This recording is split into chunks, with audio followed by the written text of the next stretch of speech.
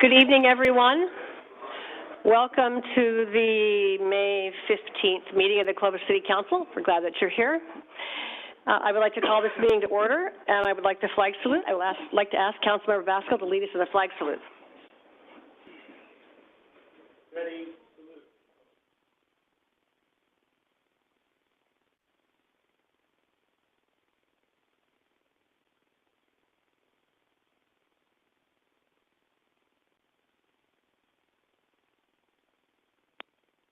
Thank you, Matt.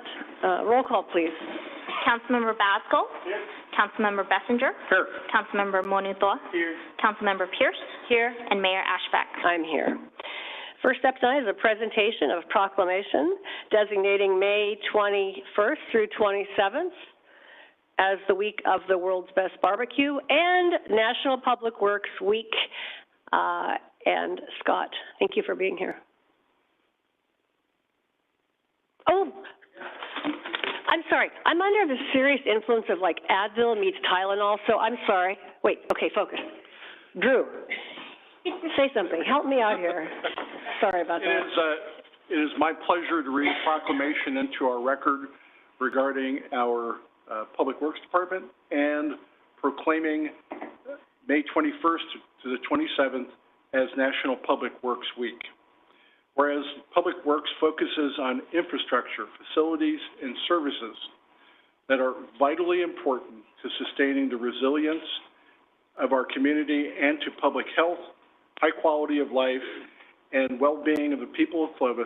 And whereas these infrastructures, facilities, and services could not be provided without the dedicated efforts of Public Works employees at all levels of government that are responsible for rebuilding, improving, and protecting our nation's transportation, water supply, water and wastewater treatment, solid waste systems, public buildings, and other structures and facilities essential for our citizens. And whereas it is in the public interest for the citizens, civic leaders, and children in the city of Clovis to gain knowledge of and to maintain an ongoing interest and understanding in the importance of Public Works and Public Works programs in their respective communities. And whereas the American Public Works Association has chosen Connecting the World Through Public Works as the theme for this year's National Public Works Week to highlight the quality of life Public Works provides to communities, and whereas the year 2023 marks the 63rd annual National Public Works Week, sponsored by the American Public Works Association. Now, therefore, be it resolved that the City of Clovis does hereby declare May 21st to the 27th as National Public Works Week, and it is signed by our Mayor, Glenn Ashbeck. Okay, so now when I say Scott's name, Scott. Well, thank you, Mayor and Council, and good evening. On behalf of the American Public Works Association, city staff from General Services, Planning and Development Services, and Public Utilities, we would like to thank you for proclaiming the week of May 21st through May 27th as National Public Works Week. And with that, I'm going to break away here to a video that we have for you that was put together. It's really nice.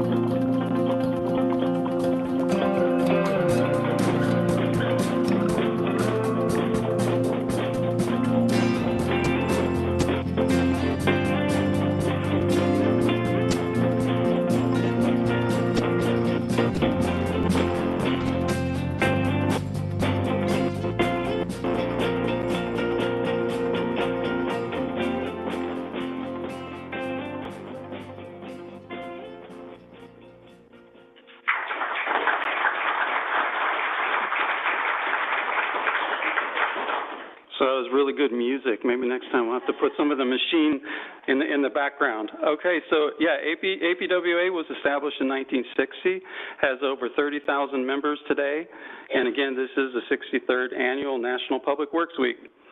This year's theme is Connecting the World Through Public Works. Public Works employees are the backbone for water, wastewater, facilities maintenance, fleet maintenance, engineering, planning, parks, solid waste, street rehabilitation, street maintenance, and there's probably a lot more. There's graffiti removal, there's abatement. So Public Works, you see them everywhere that you go throughout the city, just working and doing that quietly. I would like the staff that are here from PDS, General Services, and Public Utilities to stand up, please. And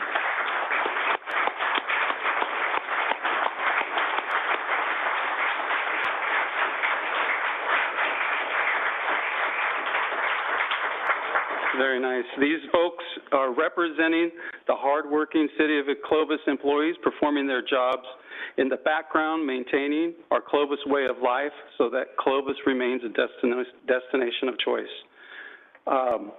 In celebration of National Public Works Week, we would like to invite council to join us at our Public Works Employee Appreciation Barbecue next week. Not this Wednesday. If you show up this Wednesday, we'll still feed you, but the barbecue is next Wednesday. It'll be from someone's lunchbox or something, is that right? And yeah, it's next Wednesday, May 24th at noon at the Corporation Yard. We would love to have you there. And we really just want to thank you for recognizing Public Works and the role it has in our community. So thank you. Thank you, Scott, to you and all of your team. You all do all of the work that we tend to get credit for, but we really actually do nothing that you all do. So we are grateful for what you do every single day. So thank you very much. Anyone else? Comment? Any other comment? You first one. You know, Scott, I wanted to especially thank our staff this year because of all the rains that you guys, all of you, went out ahead of time, cleared a lot of the storm drains so that when the heavy rains came, we had very little flooding. And then even afterwards, the streets that had major potholes, you guys were responsive, whether it's the trees that were blown down to streets that were flooded to broken, you guys fixed it up quickly, and that's just amazing. We hardly had any major issues in the city because you guys were prepared and right on top of it, and I appreciate that, so thank you. Thank you very much. It takes the whole team to do that, and everybody is doing their part in it. So it's outstanding to get recognized for the little things that end up being the big things that we do. True. Our Public Works employees a lot of times are out there in the early morning hours before some of us are up doing their jobs. And I'm just two quick stories. When I worked for the police department, I was going down Clovis Avenue, and there was a fairly big piece of debris in the roadway in the opposite lane. And when I drove to make a U-turn to go pick it up, a Parks employee had already stopped and threw that piece of debris in their car. When I was watching, and you get to the point where, well, at least as an elected official, I watch things more often. I'm watching one of our street sweepers going up the street, and the lane went from one lane to two lanes. And instead of just making a sweep and going that way, he stopped, put his street sweeper in reverse, and backed up to make sure he got every bit of the roadway. Think about at home when you're vacuuming, which is pretty much the same thing. Would you want to leave a whole area unvacuumed? No.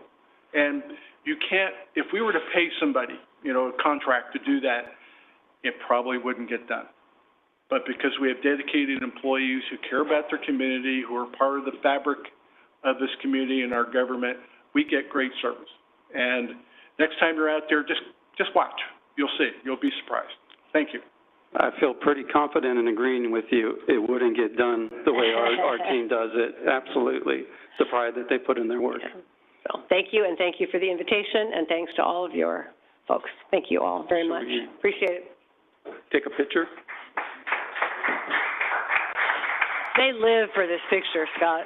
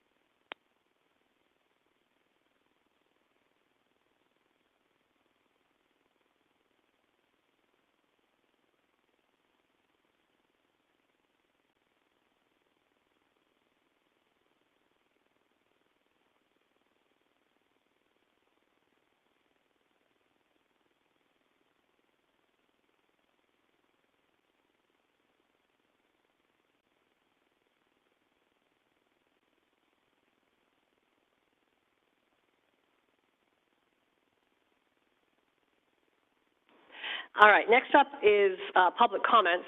This is a time for folks in the audience to talk to the council on an item that's within our jurisdiction that's not on the agenda tonight. So I want to just do a little check here. So how many of you are here to make a public comment? You would like to speak on a public comment? So I don't know, 12, 15 or so. Okay, so let's call it 15.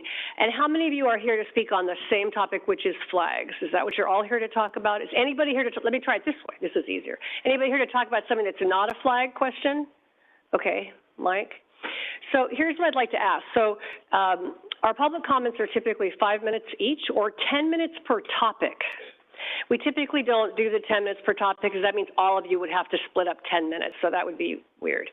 So, but what I'd like to do is to try to keep the public comment portion to about 30 minutes, and the reason is we have a whole bunch of people in the audience that are here to talk about items that they've brought teams and engineers and all of that, and the city budget is on the agenda, and it's difficult when we spend an hour and a half on unplanned items before the people that have come with kind of a reservation on the agenda, if you will. And somebody described it to me like this. If you go to a restaurant and you make a reservation, if all the walk-ins get to eat first and you made a reservation and you get to eat last, that doesn't feel right. On the other hand, having public comment at the end of the night is also not right because then everybody's tired by then. So can we kind of find a compromise at about 30 minutes on this single topic? And if the person in front of you says what you said, we're going to say, can you find it in your heart to just go, me too, just to hear what the issues are. Is that fair? Are you all comfortable with that? Otherwise, you probably don't want to be here till 10 o'clock tonight either, and I know I probably can't make it that long. So one item that is not related to the flag topic directly, so Mike, why don't you start, and then we'll start the 30-minute clock on all of you to talk about flags. If you want to organize yourself or whatever that might be, we'll do that. So thank you for the compromise there. Good evening, Mayor, members of the City Council. Mike Cunningham, I'm a resident of Clovis. I've been coming to these meetings, most every one of them, since 2011. It's gratifying to see a full chamber. I would hope that you're here to listen to our $380 million budget that we're spending this year, but I suspect you're not. My public service includes 36 years working for the people of this county and the state and the federal government. Then I retired, ostensibly. Then I spent 7 years with the Fresno County Civil Service Commission. And then I termed out there, and I've ended my public service here as a member of the Planning Commission for 7 years. In that period of time, and my attendance here at city council meetings, of recent, let's say in the last 6 months, there's been a cause du jour on almost every meeting where, and I know it's a charged word, but I'm going to say the meeting is hijacked by people who are not agendized and pushes back the people that are agendized and have to sit in silence before their item is heard. Sometimes starts at 9 or 9:30 in the evening. And that's just not right. I'm sorry, that's not right. You're here as public servants to hear your public. I don't know about the issue this evening. I've heard it. I listened to the city council meeting, the last city council meeting. It irks me that we've made this big an issue over something that should not be. The city manager serves at the pleasure of the city council, and you should either have faith in him or get rid of him.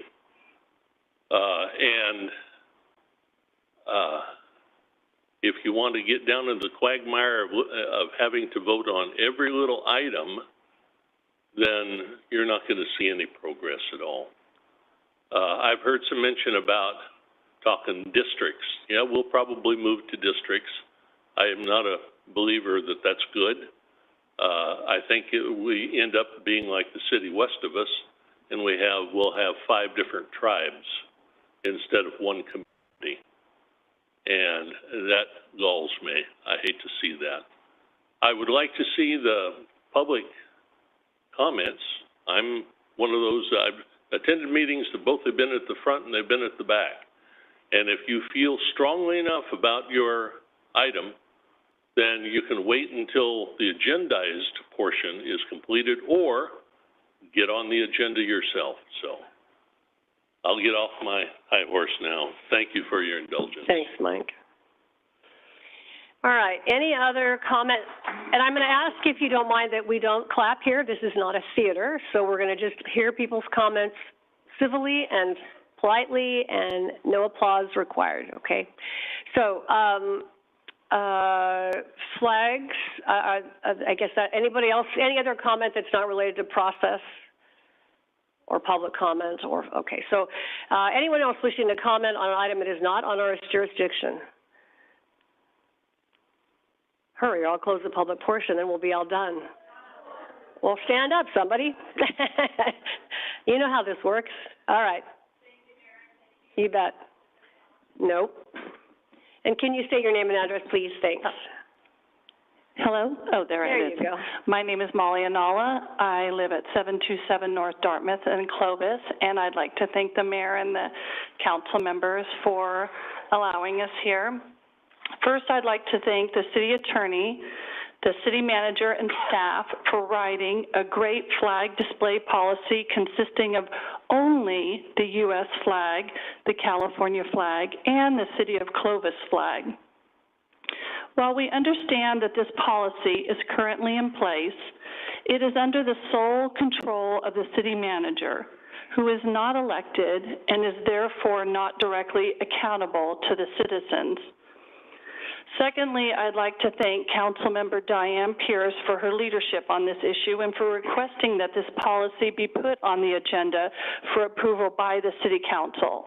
I am here tonight to ask our elected representatives on our council to give this community the strongest version of this policy possible by voting in favor of its adoption as a council policy, not just allowing it to remain as an administrative policy.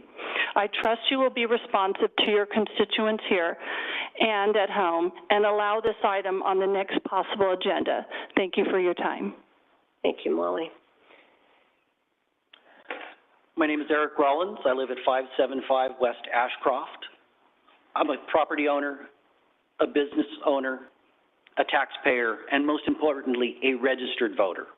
I believe that our electeds have a responsibility. You can't just, on some issues, let the city manager, who, from my understanding, is a very fine man, you can't just let them decide certain issues. I was there and watched how this issue has played out in other communities, and I believe that the council needs to send a clear message and act. And I want to thank Diane Pierce for making this clear.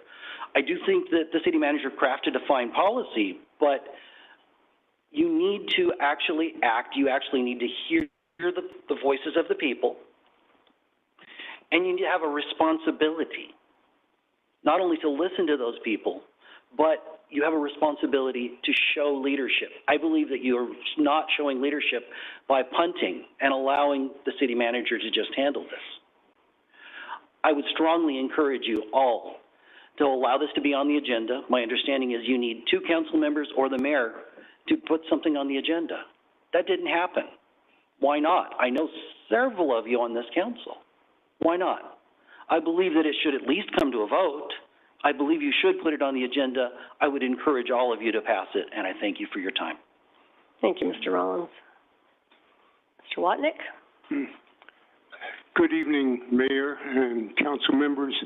I'm Don Watnick, 687 West Escalon Avenue. I'm here tonight to respectfully request your consideration for putting the flag policy on the agenda to be debated at an upcoming council meeting. More than 650,000 Americans have given their lives in defense of Old Glory. And now, more than ever, we need to honor our flag. I believe the policy put in place by our city manager is a good one and deserving of the affirmation of the full city council. Your constituents, who you represent, have a right to know your views on this issue. Accordingly, please make this flag policy an agenda item on the next council meeting. Thank you for your consideration. Thank you, Mr. Watnick.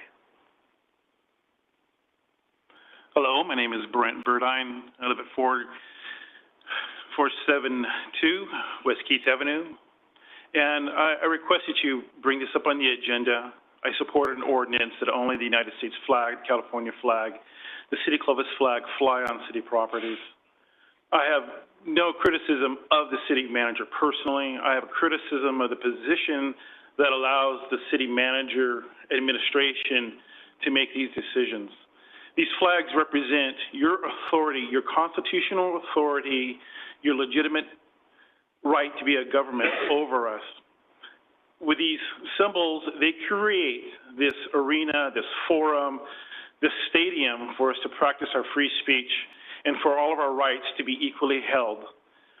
And any time that you introduce a different flag, all flags, every single flag is a political statement. Many flags are also a religious statement. So anytime you introduce a different flag into this arrangement, you're going to elevate somebody, you're going to disassociate, you're going to disenfranchise somebody. You're going to bring somebody closer to you, you're going to pull somebody away. These three flags represent us as a community. So I would urge you to just adopt the ordinance, avoid headaches. These flags represent all of us as a community. Thank you. Thank you. And just to be clear, there's a few public comments. There is no discussion about any other flags but the three flags. We're not talking about other flags. So if you came to say we should only have three flags, that is what the current policy says. So we have some public comments saying how outraged they are that we're not saying it's the three flags. It is just the three U.S. state Clovis flag. That's it. So just be clear that we're talking about the same question. Please.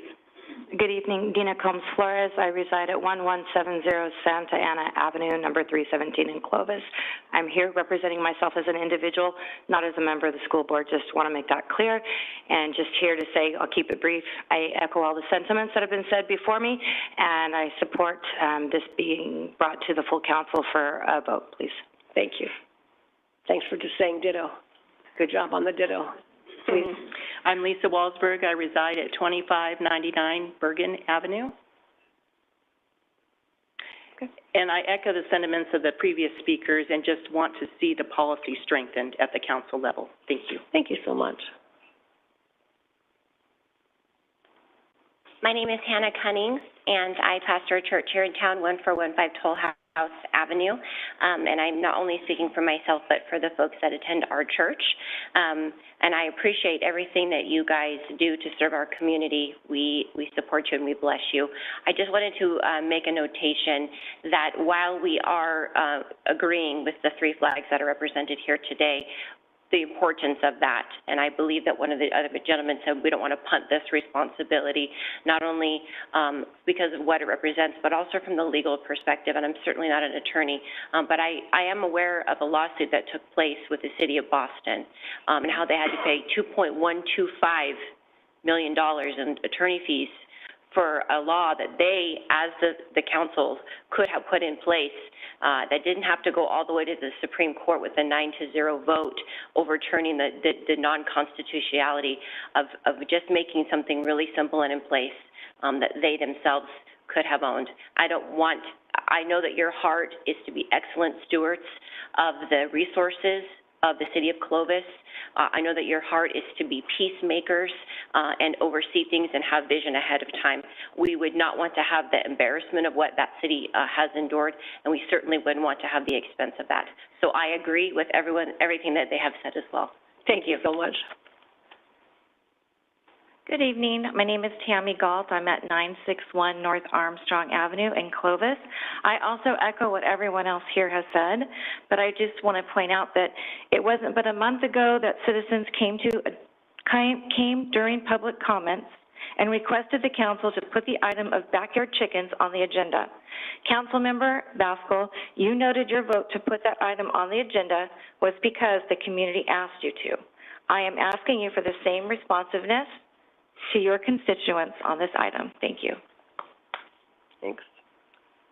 Hello there. My name is Father Ricardo David Magdaleno Tangansecura, Michoacan, or Father Ricardo. Can I just call you, I was going to say, can I just go with Father Ricardo? Okay. It's an ancient Celtic name. And, I live at 1108 Villa Avenue, Clovis, and I'm retired 3 years, and I decided to come live in this fair community. I love it here. And I just wanted to say this, that I love this flag, and this flag represents all those gay and lesbian people who have served this country, who have given their lives, who have shed their blood for our country. And we should never forget them, and all the other, straight or bisexual or whatever orientation people may have, because it is under this flag that gay and lesbian people can marry, can adopt children. This flag is looked with great envy in Iran, and they wish they could live here. Instead of living in fear that your government may find out that you're gay or lesbian and will execute you. And so I see this flag as a flag of unity. It unites all these factions, all these groups in this country. And also, I love the country that my father and my ancestors came from, Mexico. I love that country. But I would not want to see the Mexican flag on a pole here in this country, because this flag unites all people, all races, and it continues to be a beacon of hope to people on every continent and every island. And so I would just like to see this flag fly, and not possibly a pride flag fly in our community, because this flag unites us all. And let's remember that. And I love this flag so much, this flag that has given so much opportunity for my ancestors to come here and to begin a new life and to educate their children who have served in the military and who are responsible citizens. And this is all possible because of the United States of America, founded on the Judeo-Christian beliefs system. Thank you. Thank you, Father Ricardo. Anyone else? Oh, hello. Hi, my name is Marlo Jenkins, 2172 Polson Avenue in Clovis. And I just want to say I agree with every single thing that every speaker before me has said. And let's just make this simple. Let's just have an official vote on this, have it be done, and we can move on to other things instead of drawing it out and making it complicated. So thank you. Anyone else? All right. Anyone online, Carrie? No. All right. Thank you for your comments. As you know, during public comments, we don't take action. It's not an agendized item. I don't know if any of the council members want to comment on any of that now or in our own public comment. I just want to thank everyone for taking time out of your day to participate in this process. It's obviously important, as we are here to represent you, and the best way we can do that is when we hear from you. So I appreciate that very much. And I know in previous times when the community has come forward and asked us for something, we have taken the opportunity to respond to that specifically. Anyone else? I just want to make something clear for our public, for the position that we took. It came to a surprise at a public comment last week about the flag. But Councilmember has been working with the staff since January. And so it gives us no opportunity to know what is happening, and then afterwards to make it like we don't support the flag. And I think that is not right, because we all support the policy. If the councilman wanted an ordinance amendment, she should have asked the staff to bring up an ordinance amendment, so that way it becomes something in which we vote upon. But at a council comment to go, just to put something on in which you find out that she has worked on a policy, I think we need to also understand where it has come from. And so that's the position. I think we all support it, and I think we all will be able to put it on the agenda, and we all will be able to, make it happen.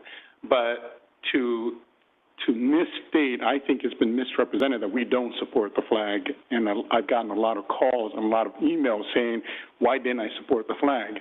And I think that's an insult to what I believe in this country and what I believe in coming and being on this council. And so I think if we can work it out together, we can discuss it here. I think that's a way we can move together as one forward instead of isolating each other as we all want to get to the same goal. So I just wanted to put that out there to be clear, so that way that's the position I was in. And so that's why it was not something in which, and I didn't think it was dead, meaning like after we understood it more, we can always bring it back because you can put anything on the agenda after you understand it. And so that's why I didn't think it was a dead issue. And so we support you, I hear you, and I believe in what you guys have said. Anyone else? Diane, let somebody else talk before you respond. That's fine. Drew? Or Matt, did you want to? Drew? The reason I supported the city policy with the city manager having purview on this is because the city manager is the person in charge of the city on a day-to-day basis. He oversees the facilities to include the flagpoles. We have 2 flagpoles. Many of our facilities have 1 flagpole, and only an American flag flies there. This complex, City Hall, and the police and fire building have 2 flagpoles on which fly the American flag and the California flag, no other flags. The city policy was very clear that no other flags will be flown. Additionally, one of the speakers spoke about the Boston case. The Boston case went to the Supreme Court because the city of Boston decided that they were going to have a free speech flagpole, and then they excluded a Christian group from flying their flag. That won't happen here because we're not going to have a 3rd flagpole. There are 2 flags, American flag and the California flag, and in these chambers, we have the Clovis flag. I voted to not agendize this item because I saw no real benefit in doing it. That's all I have. Yep. Yeah, I'd just like to address that too. I think the way it was portrayed and the way it came back to us as council members is though none of us supported the flag. When I have to start fielding phone calls from people I've known for most of my life asking me why I don't support the American flag, I thought was ludicrous. I spent my entire life in Clovis. I've been working for the police department for 29 years. I've served this community in many capacities, and it kind of just, it makes me emotional and angry to be challenged in such a way as though, the American flag wasn't important to me. I just think the way the whole thing went down, it just wasn't the right way. Again, the reason why I didn't support the agenda is because we had a policy that said what we all agreed upon. The city manager works for the city council. If we don't like what the city manager does, we can have him change it, or we can change it at that point. But the reality is we were all in agreement of what that policy stated. So that's my 2 cents. I guess I would just add that the comments on don't make this complicated, it just got a lot more complicated. We had this solution that everybody agreed on, and we didn't need to do all of this. And I think what made me incredibly angry is it went from this, and it was a 4-1 consensus to just let it be. We have a policy, it's good. To the next thing you know, it's a social media post, then it's a video in front of our city logo to suggest the city is behind this, and then it's a flyer at Farmers Market. I have to say, I've done this for 22 years. I have never seen someone who doesn't win a vote to take it to the public. I voted against the senior citizen rate and structure, but I didn't bring 50 people that were over 50 to talk about that. So there's just something fundamental about the way we do business in Clovis that I think caught us all off guard. This is not about a campaign pledge. This is not about individual council members. We are trying to row together for the best of our community. And while we appreciate your comments, I got this many calls from people saying, what are you doing? So constituents, yes. Unanimous opinions, no. So we have a problem that we're now made a whole lot worse. We've already solved the problem. We have the policy. No. Yes? No. So, okay, so I get to talk now. So we've solved the problem. We have what we need. The example is the County of Fresno is doing the same thing. That's not, okay, so the County of Fresno, they brought that forward after Mr. Brandar realized the county had a flag policy. He didn't know they had a flag policy. And then he was sort of stuck with, I made this big deal out of this. So we have created a conflict that didn't need to happen. So I think all of us were angry at the process. I respect what you're saying. I respect you think it could be stronger if we voted for it. I don't agree with that, but we don't have to agree on everything. So the process up here has a way to work. This is not the way, but maybe it's the way now. And so it made all of us, I should say for myself, it made me incredibly angry. My parents are buried at Arlington National Cemetery. I have 2 dead parents and 2 flags from their caskets. I get the flag thing. And I was also offended. People called me and said, what? How do you not support the flag? So it was mishandled, and this is what happens, and you all think we don't support the flag.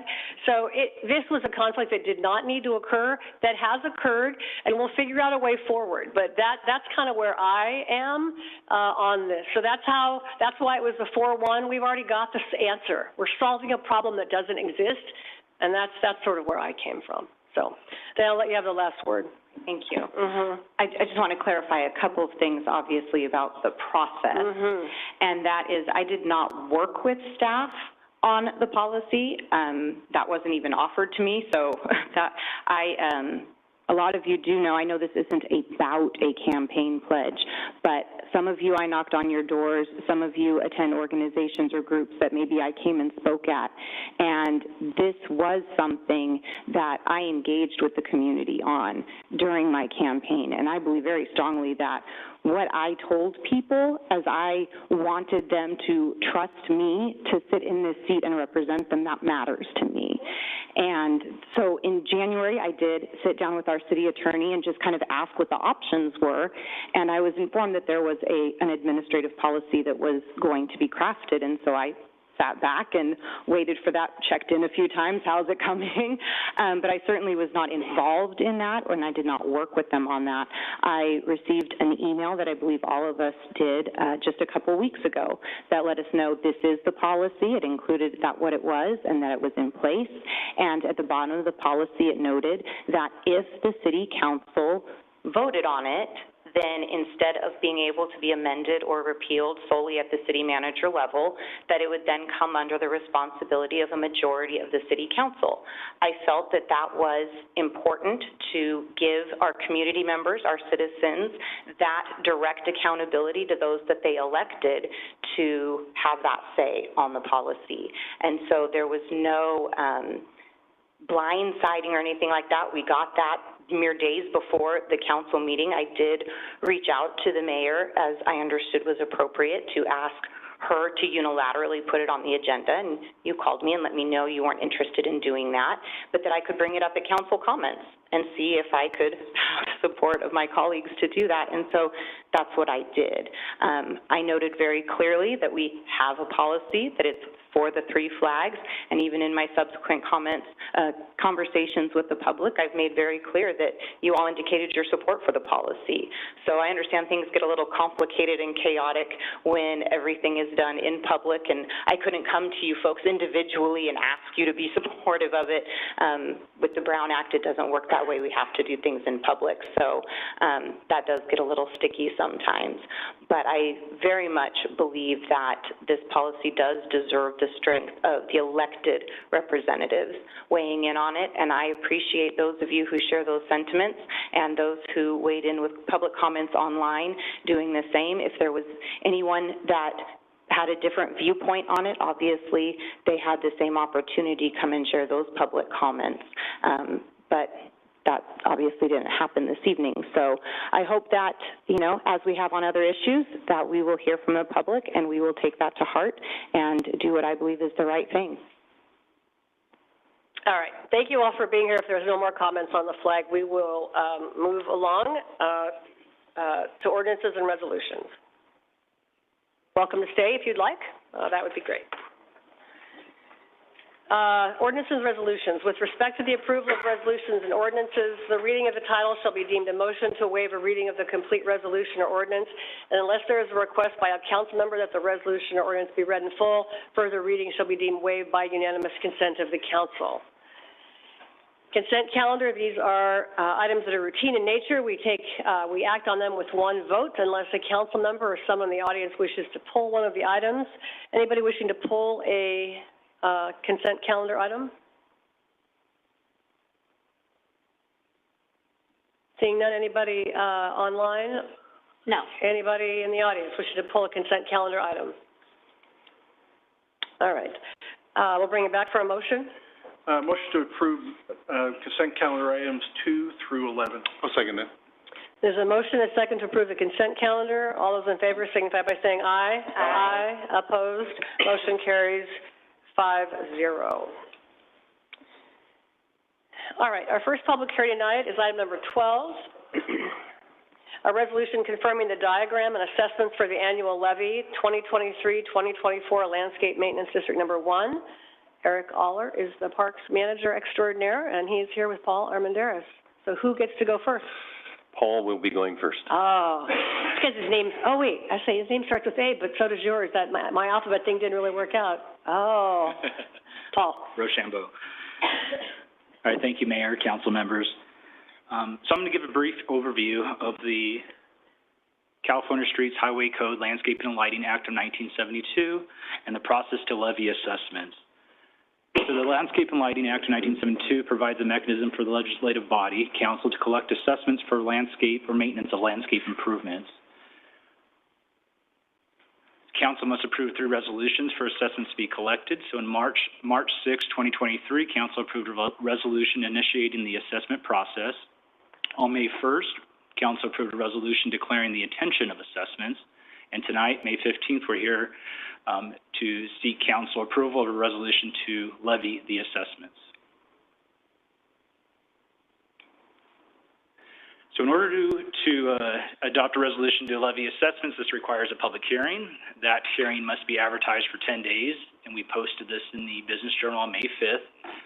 It requires an engineer's report to be on file showing all the assessments, they're showing the different assessment areas and the assessment amounts being proposed. And then to date, no protests have been filed.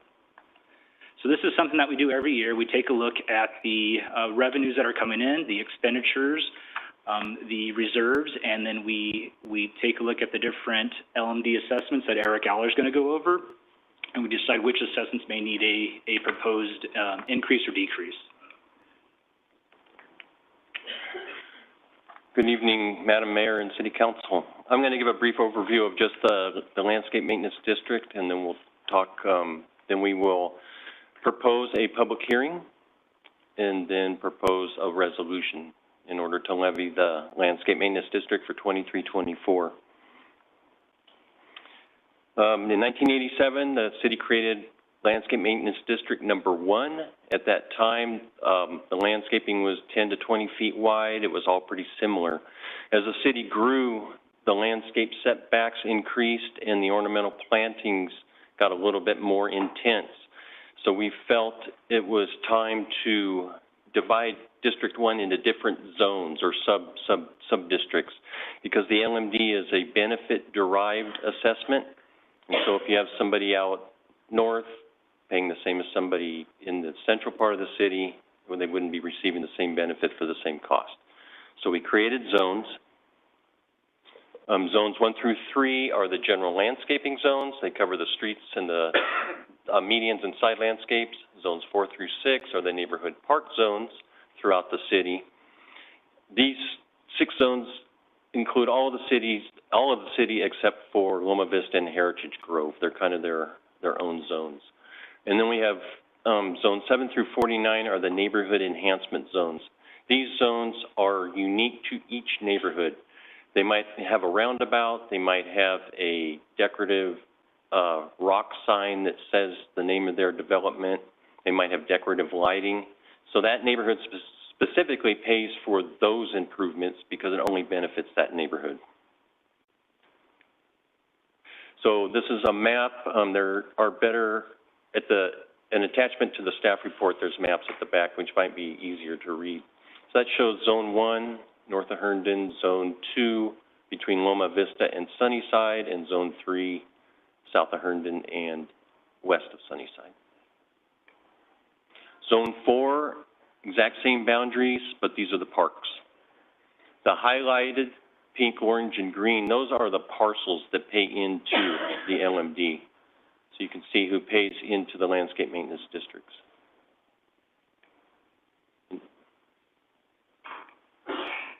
And then that's the southeast and the northwest. The southeast is also Loma Vista, down on the lower right, and the northwest is our newest developed area, Heritage Grove.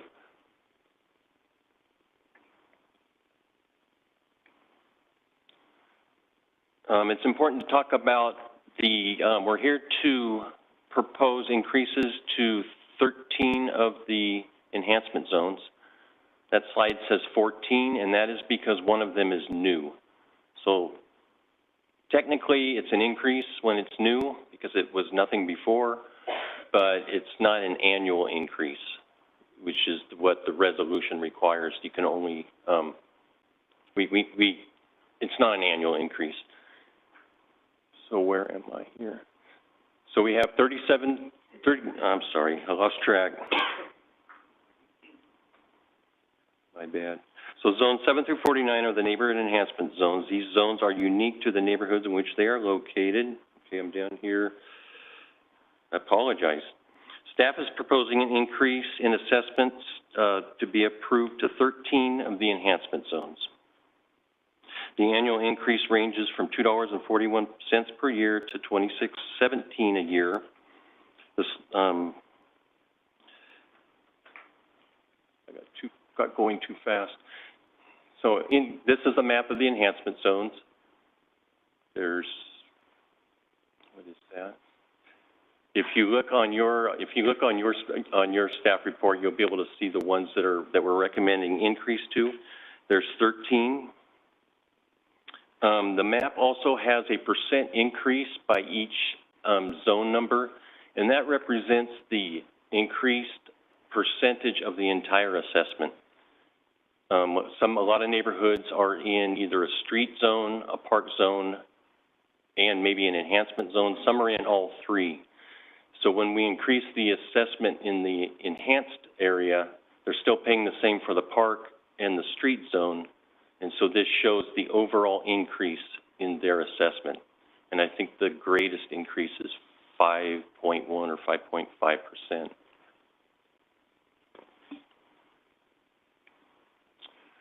So we recommend that we open the public hearing, which is required to allow the public to ask any questions regarding the assessments for 23-24.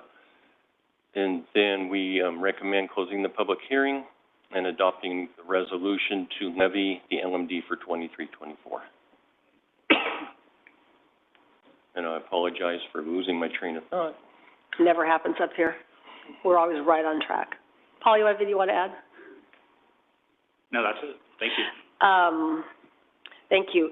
Just to be clear, the public hearing is just tonight, so we're opening it now, and we're going to close at the end of this item. Correct. Outreach to the city, outreach to the community, what has that been? Advertising in the Business Journal 10 days prior to this. Okay. Anything on the website or anything if people? I don't believe so, no. Okay. Okay. Thanks. Any questions for Eric or Paul? Matt? No. Your light's on. No, sorry. It's all right. Vaughn?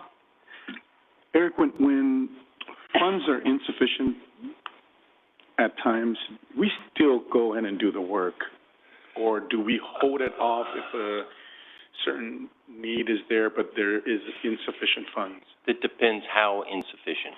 Okay. So you bring that up. Zone 5 is a park zone that's south of Herndon between Sunnyside and Locan. Mm-hmm. we will, we are looking at coming back for approval to go to election in the future. Okay. In that park zone, sometimes things break and we can't replace it because there's just no extra money. Other zones are close, and so we have to weigh that. We have to look at the cost of the item, look at cutting costs, somehow negotiate with the contractor for a lower cost or somehow supplement it. Yeah. And we try to continue to do the work, but we have to watch the budget. Okay. And as Paul said, every year we look at what we spent and we look at the revenues, and then that's when we make our adjustments. Okay. Thank you. Joe? Thank you. Eric, I'm looking at some of these zones, especially up north. Some of them have like 27 has a 5.2%. Does this deal with the tree mortality issue, or is this a overall maintenance thing? You said the tree? There's dead trees all over the city because of the drought. Those would be in Zone 1. Okay. And so the increases we're asking for are specifically for the neighborhood enhancements. Okay. Yeah. And just for the record, I received an email, I think it was last week, from a gentleman who was voicing his concerns that there were areas that needed to get dealt with more. And I think he was also, wasn't there an area that voted down some enhancements?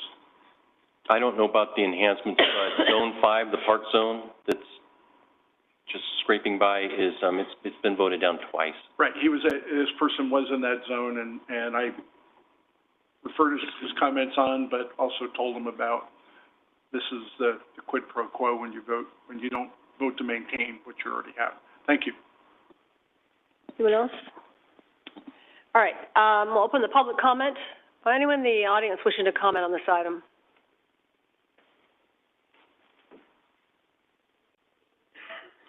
There you go. I don't know. Would you say your name and address again? Marlo Jenkins, 2172 Polson Avenue in Clovis. Thanks. So I don't know if this is appropriate time to ask you about this. I live on Polson and Armstrong. So that's where the big eucalyptus trees are at that four-way stop. And so when you're coming down Armstrong from Herndon, south towards Polson, the landscaping there is just horrible on the sides, the median, and I've used that city app several times where you can just say where you're at and it shows pictures, and I don't really get any, positive response that somebody's going to work on any of the landscaping there. It's been years, and actually people just throw trash there because it just looks real trashy. So I looked really quickly at your thing, and I'm not sure if I saw that area, if you're addressing that area. Eric, can you talk to that? Sure. That's not an enhanced area. That's in our LMD Zone 2 at Toll House and Armstrong that goes up to Polson.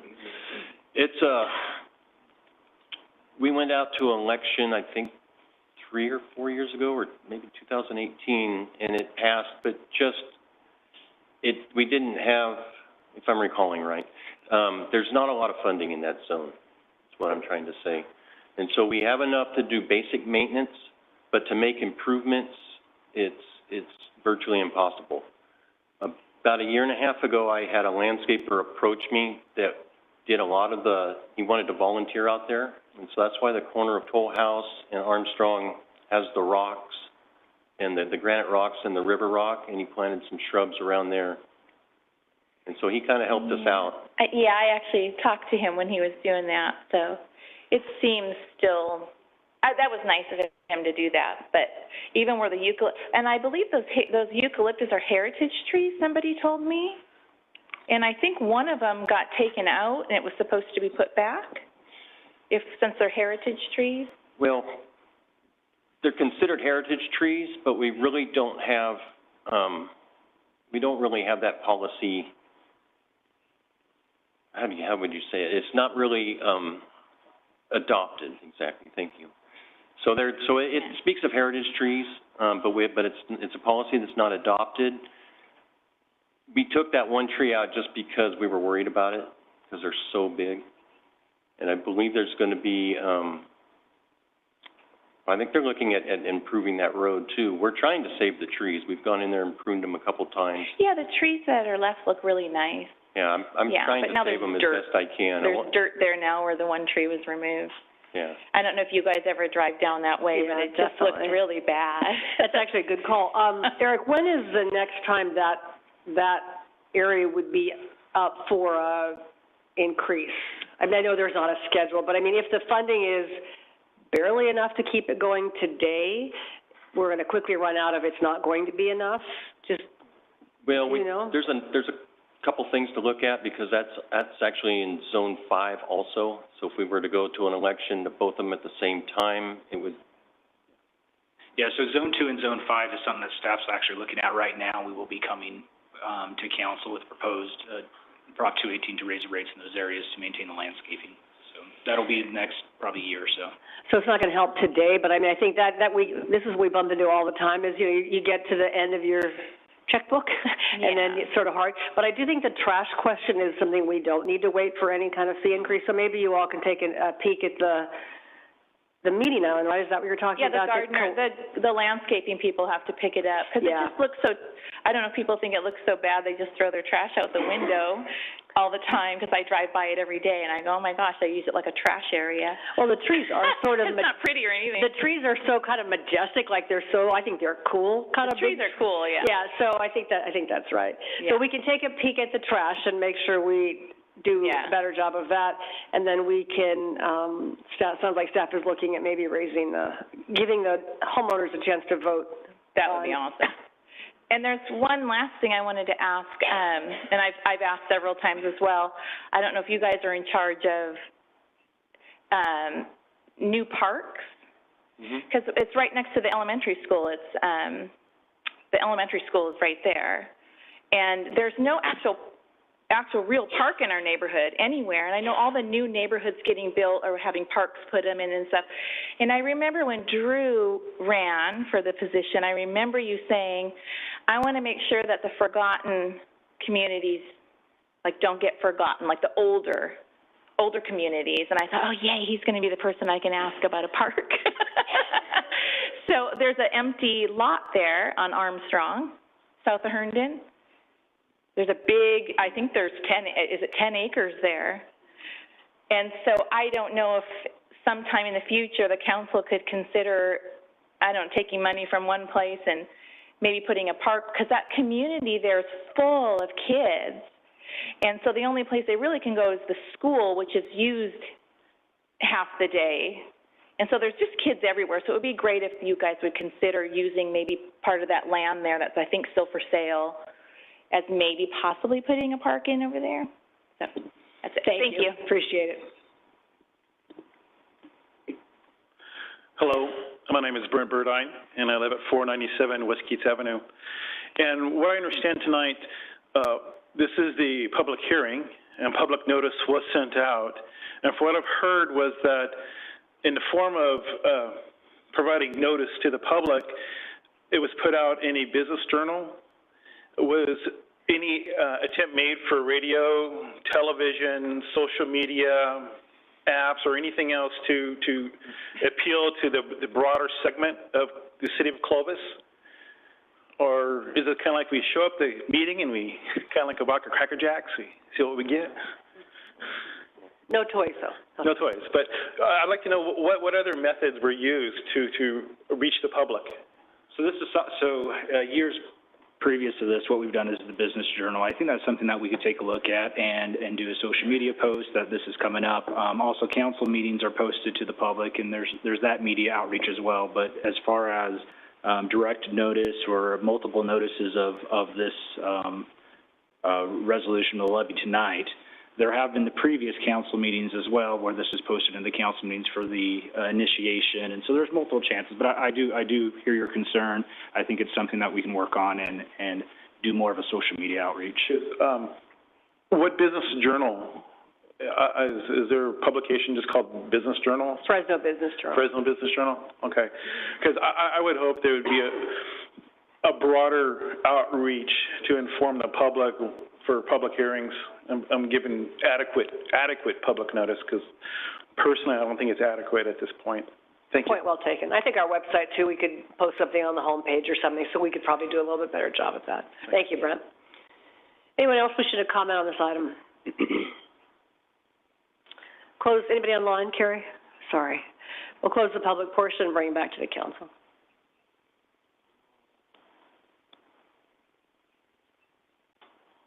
What's the pleasure of the council?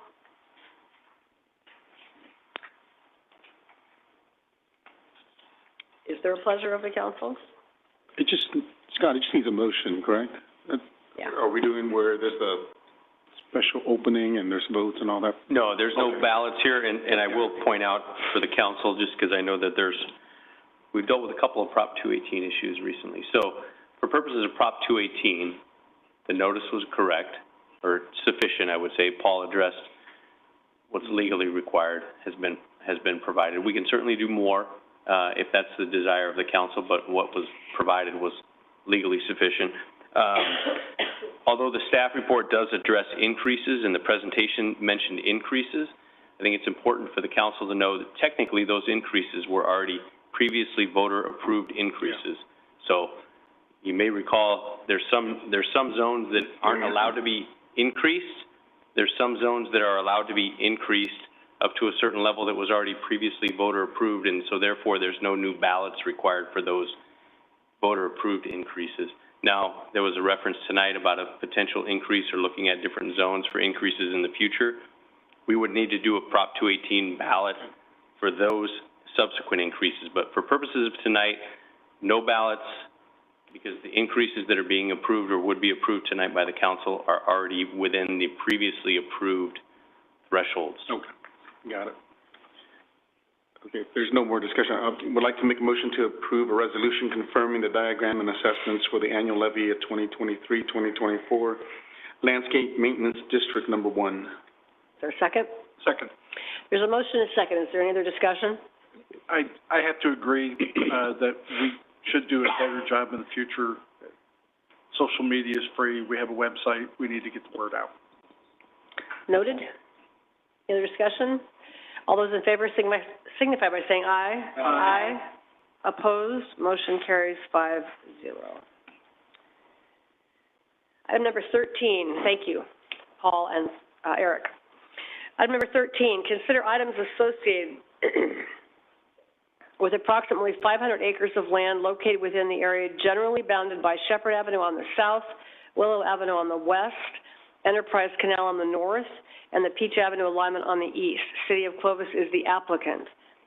And there is 2 items underneath that. The first is considering the introduction of an ordinance, rezone 2023-003, a request to establish pre-zoning classifications for approximately 333 acres of property and to modify pre-zoning classifications on approximately 35 acres within the overall 500-acre project area. City of Clovis applicant. And the next is to consider approval of resolution, I don't know what RL stands for, of application for the annexation of approximately 500 acres into the Clovis city limits. Dave, you're all there by yourself. What happened to all your teammates? I'm sure they're here with me in spirit. I'm sure they are. Right behind you, Dave, just right behind you. Dave. Thank you, Mayor and members of the council. Before I forget to mention it, I want to note that there was one piece of correspondence was in the form of an email that I received from property owners south of Shepherd near Willow who expressed some concerns regarding the project, and I intended to provide that email to you. It just got away from me, so I did want to mention it here this evening because it was a single piece of input in writing that I received. From Gary Clemente, he wanted to express, quote, his vehement disapproval and anger regarding the project. And he felt like the 500-acre project area was too much, too fast, were his comments. So I wanted to make sure that you had those. I had a little bit of correspondence back where I provided some context for the application in terms of it's being, the project area is being designated for urban development since at least the 1993 general plan, and the current land use configuration was set with the 2014 general plan as well as with the Heritage Design Guidelines from 2016 and the Heritage Grove City Centers Master Plan in 2019. I got a response indicating they appreciated the information, and we agreed that I'll set up a time to meet with them further to describe kind of our land use planning process and what development will be occurring within that project area over time. So let me dive into the project here a little bit. As noted, the applications in front of you include a pre-zoning and annexation. In this case, both applications were initiated by the City Council at the March 6th meeting. The overall project boundary under consideration includes right about 26 properties covering about 500 acres. It's 499 and change, I believe. Also under consideration is an expanded boundary to include the Clovis Hills Community Church site. I'll talk towards the end of this presentation about that property as a specific discussion item. The purpose of these applications is to bring properties into the city to accommodate housing sites inventory, to accommodate the city's housing sites inventory. There are several properties scattered throughout the 500-acre annexation boundary that are designated for high-density residential or allow high-density residential. And for those, for that reason, the city's draft housing element has identified them as potential housing sites and are part of the draft inventory.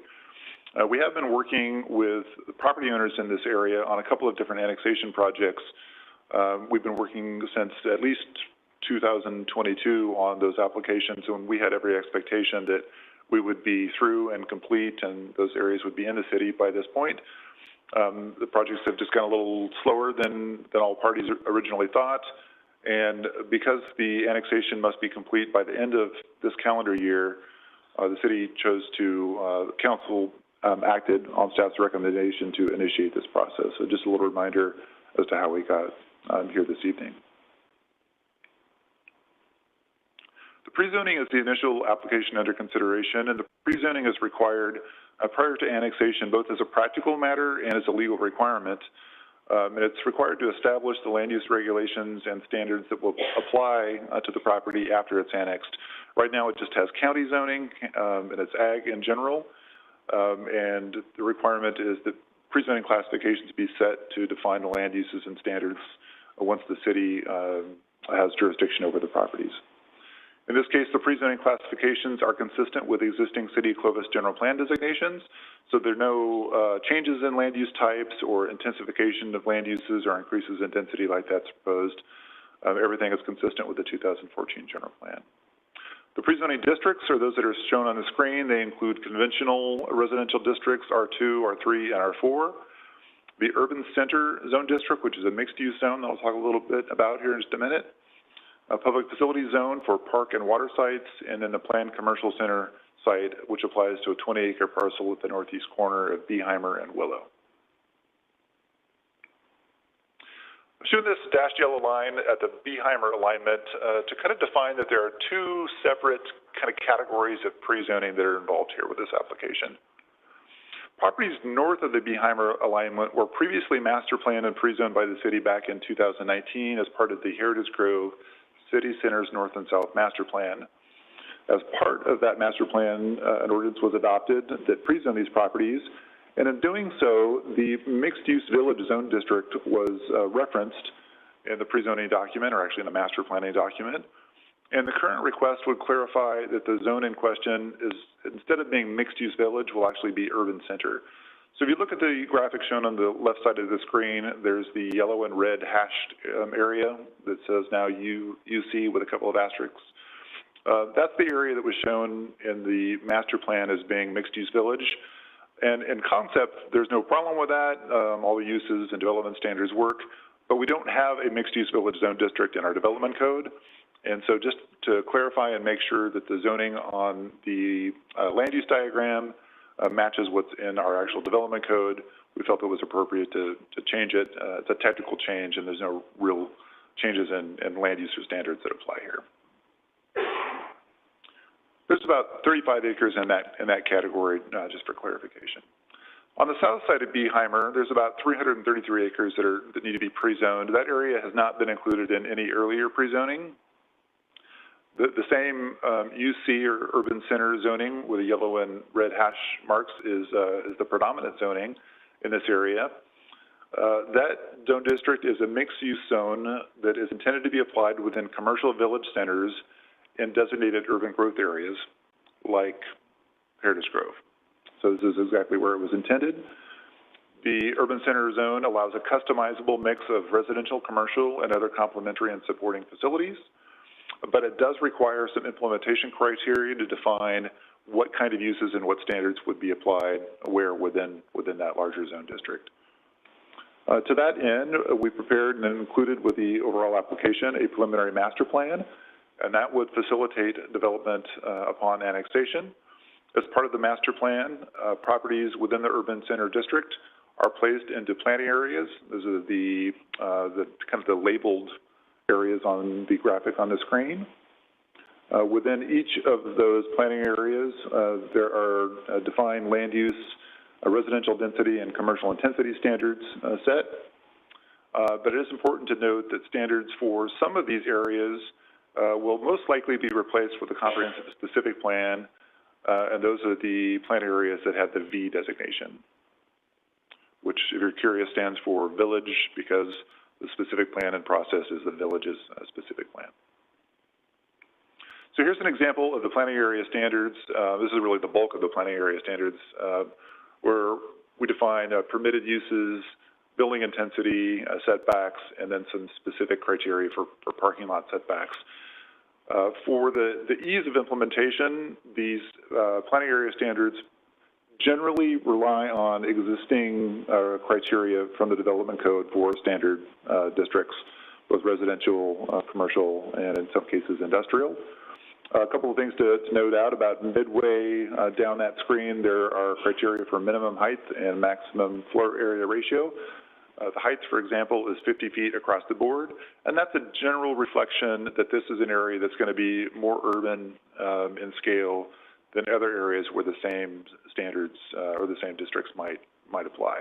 Same with floor area ratio, which is fairly high in comparison to areas that are further outside of an urban core area. The annexation component of this project. Quick question back on that, yes. Chart.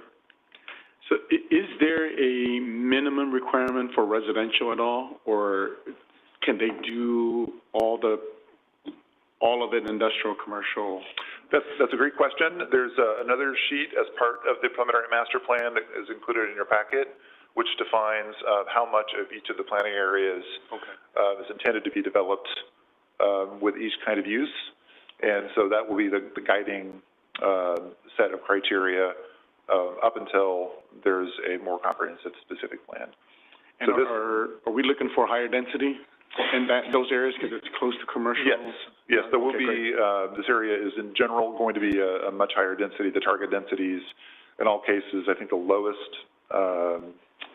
target density here is 28 units an acre. And so it's a much higher on average residential area than most other areas in Clovis. Thanks, Steve. The annexation application is the second item under consideration. Like the pre-zoning description, there's about 500 acres included in the annexation boundary with 26 separate parcels. Within the annexation boundary, there are 40 registered voters, and the reason why we identified how many registered voters there are is to determine whether the annexation is what is called inhabited or uninhabited. So this application is inhabited because there are 12 or more registered voters. If there were less than 12, then it would be uninhabited. The process was a little bit different. So inhabited annexations are subject to a protest hearing, or what LAFCO refers to as conducting authority proceedings. And I'll talk a little bit about what that process looks like in just a minute. With this annexation, the city's standard conditions of annexation would apply just like virtually every other annexation the city has approved, whether it's city-initiated or developer-initiated, and those conditions are included in the resolution. The county and LAFCO were consulted during the review process, and neither agency identified any objections to the proposal that's in front of you. Of note, however, the county is requiring the city to accept the Willow Avenue right-of-way up to and including the Copper Willow intersection, with the exception that the traffic signals that are in the unincorporated area would remain as the responsibility of the county. So there's a little bit of area outside the project area where the county is asking the city to take over right-of-way responsibility, a right-of-way maintenance responsibility. And in this case, the city is already maintaining through an agreement entered into in conjunction with the Willow Avenue Improvement Project. We maintain everything except the pavement itself and striping, I believe. And so this would expand our responsibility to maintain the pavement as well. I have a question about that. Yes, sir. Dave, I don't recall the county ever requiring us to take that big of a leap.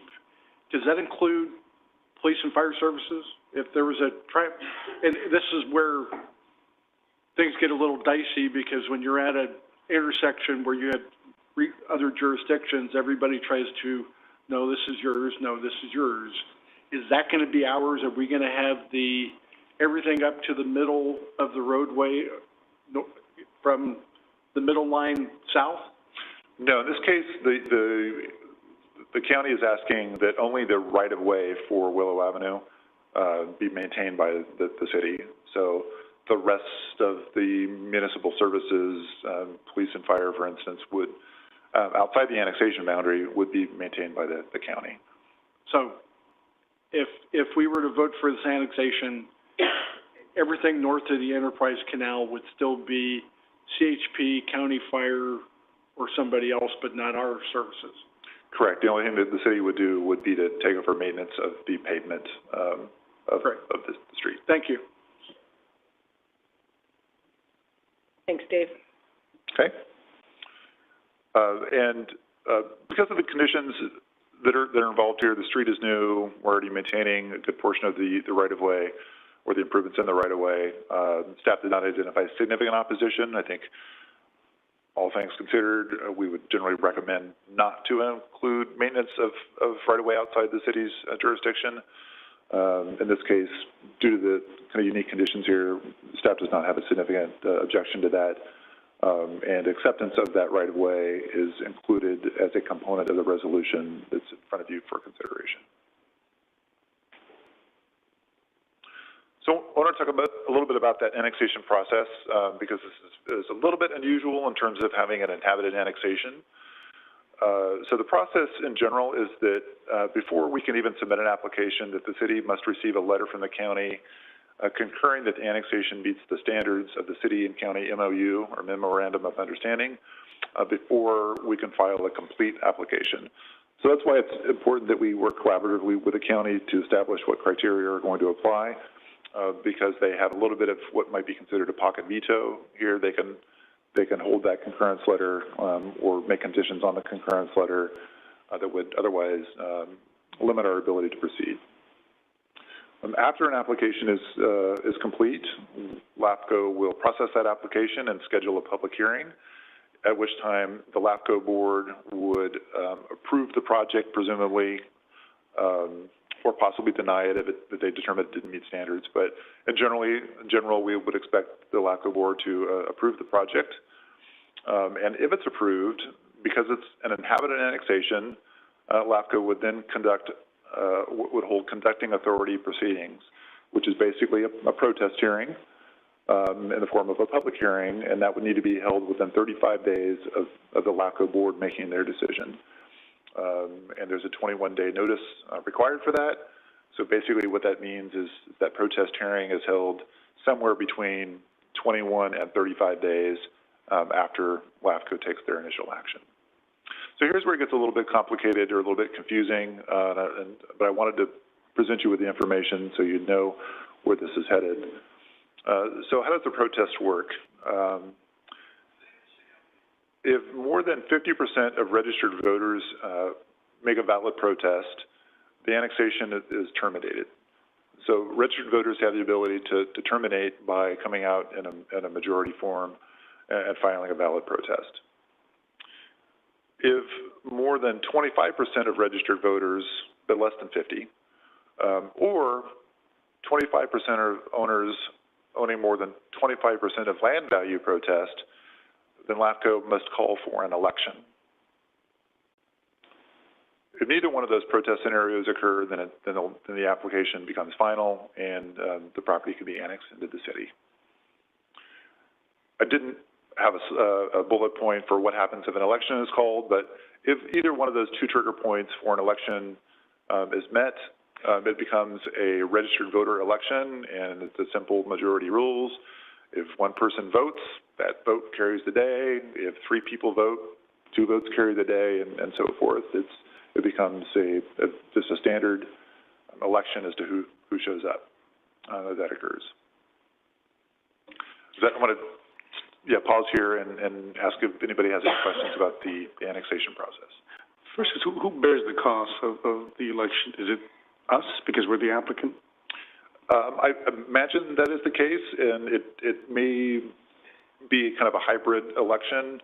LAFCO, despite the fact that we sat down very collaboratively and went over the process, I think they do relatively few elections, and I'm not sure that the current staff has gone through that process. Okay. So if it came to that, we would work through it, but at this point, I think we're together relatively inexperienced as to how an election would be undertaken.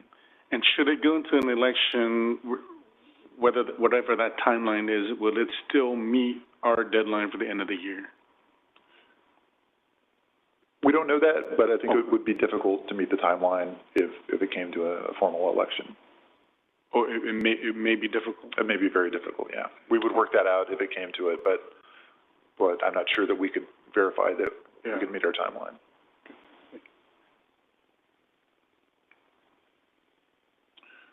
So I noted earlier that we would talk specifically about the Clovis Hills Church site. The church owns and has developed a campus on a 40-acre parcel at the northeast corner of Willow and International Avenues. This 40-acre site was included in the developer-based annexation that was being processed before the city initiated its process back in March. Clovis Hills was not the applicant for that annexation, but that parcel was included in another application that the city was processing. It is not included in the city's annexation process because the city's process was designed to annex only those sites that were, only the property area that was necessary to annex sites that were included in the city's housing element sites inventory. It's possible that that the Clovis Hills Church site could have housing capacity, but in this case, there are no pending or proposed residential development plans on the property, and the water supply is uncertain because the site is within the Garfield Water District. And I think the council probably recall from the earlier discussion about the complexities of dealing with Garfield water, and we'll talk a little bit about that additionally this evening. Despite those constraints, the church leadership has continued to request that the 40-acre property be included within the annexation boundary this evening. The graphic on the screen shows the Clovis Hills Church site, as well as the additional area that would need to be brought in to the city if the council were to provide direction to include it. If we go back to the council's direction on March 6th regarding the church site, the council directed staff to plan for the inclusion of the Clovis Hills Church site and the property north of the Enterprise Canal on the southeast corner of Willow and International Avenues to this annexation, conditional upon an agreement for water supply from the Garfield Water District to provide water to the city of Clovis for the Clovis Hills Church site. So effectively, we received direction as staff to include the church site if we could get this situation addressed with Garfield water.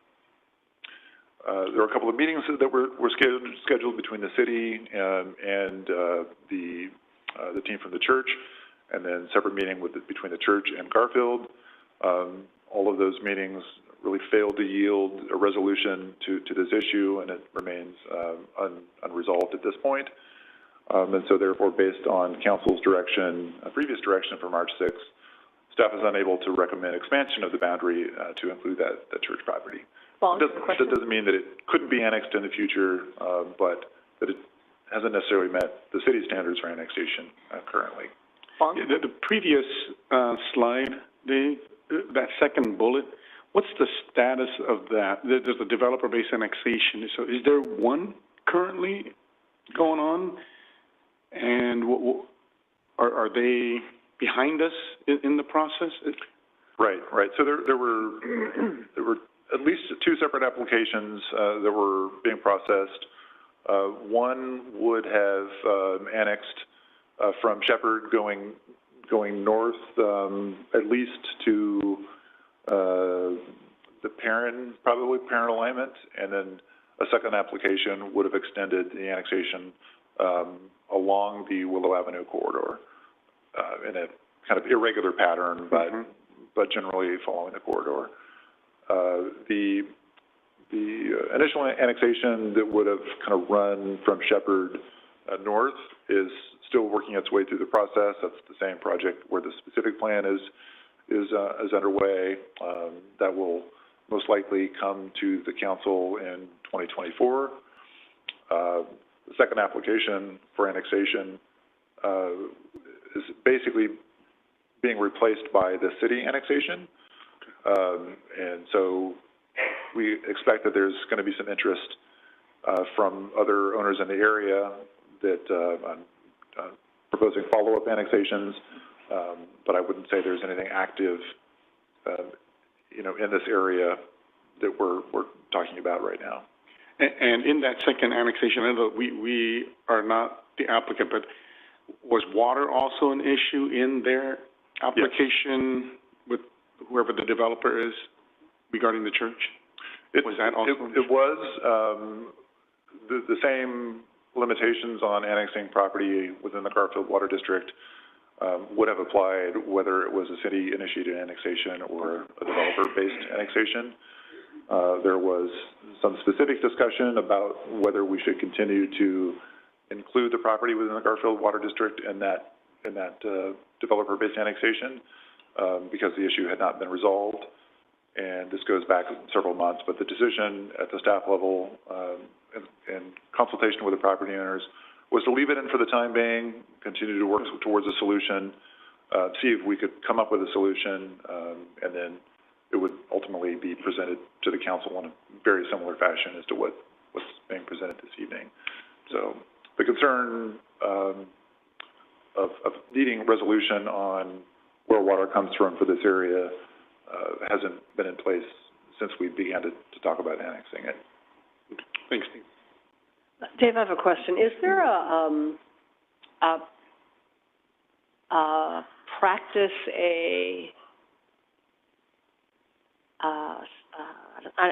not a law, but so if a property owner, I mean, I've heard you talk about if we annex land in another water district, the water needs to come with the land, yeah? Is that just pardon the expression, gentleman's agreement? Is it a unwritten rule? Is it in the bylaws of the water district? Does somebody just get to decide because today's Monday? How does that work? And in this case, if the church is a landowner in the Garfield district but can't access the water, this is probably a 100-year-old question, but what is the mechanics of that? How does that get decided? Obviously, it's not an automatic thing, so it's kind of their water because they're a owner. How does that work? Scott, you know how that works? Does anybody know how that works? Well, Scott and I had almost had this rehearsed. You just happened to ask one question before he came up to address the next couple of slides. So I knew that. We'll talk about, I guess, maybe that question as well as kind of what the alternatives are, how it could work going forward if we were to consider, the city was to consider bringing in the property without resolution. So I'll hand it over to Scott. I just don't understand I will never understand the mechanics of water districts, but I don't understand the mechanics of the landowners in a district. That's a perfect segue. You're welcome. Good evening again. Hello. So to answer your first question on water with the district and running with the land and and why it would come to the city. There's no, we don't have any science about it. It's not ordinated. It's just the city has over time planned for the Garfield Water District water coming to the city when that property developed. It's been in our plan since 1997. It's in our urban water management plans. It is the most, and it may not fit Garfield Water District's intent, but it's the most efficient way for the city to acquire water for property that wants to be developed if that water does not come with the land or does not somehow come as a transfer to be with that land, then that land ends up with no water supply, which just is another decision point for council to say, okay, do we want to continue development? Okay, then what is the water supply for that development? So it's really a discussion between the landowner and the water district. Yes, ultimately forced by the city, in this instance saying, if you would like to come on board with this annexation, then we would like to have that water supply that you currently have access to. And I can go through these things to kind of give you what the concern is from staff, and just really it's obstacles to work through under a direction. I didn't really read ahead, so it's a mystery how this all works. So back in 2020, when we first provided the church water, Fresno was providing water, and they had an extraterritorial agreement with the church that said, hey, if Clovis doesn't come by 2020, we get to provide you water, and their intent was to annex that area and become part of Fresno, which is across the Willow boundary. So at that point in time, we had a deadline to meet to provide our water. We did it with the Measure C Willow project, where we provided the water line down to Clovis Hills Church. We also, because they weren't within the city boundaries, had to do our own extraterritorial agreement. So the Fresno agreement went away, it expired with Clovis Hills Church. Now we supersede that with our own extraterritorial agreement because they're not in the city and they're not annexed. We do feel that, someday there would be an impending annexation, and it made sense to provide them service, if not to make sure that Clovis was providing service as opposed to Fresno. And that's back in 2020, and we thought we had a long time with this agreement before we were going to develop up in the Northwest in this new proposed annexation. So Clovis Hills is in the Garfield Water District.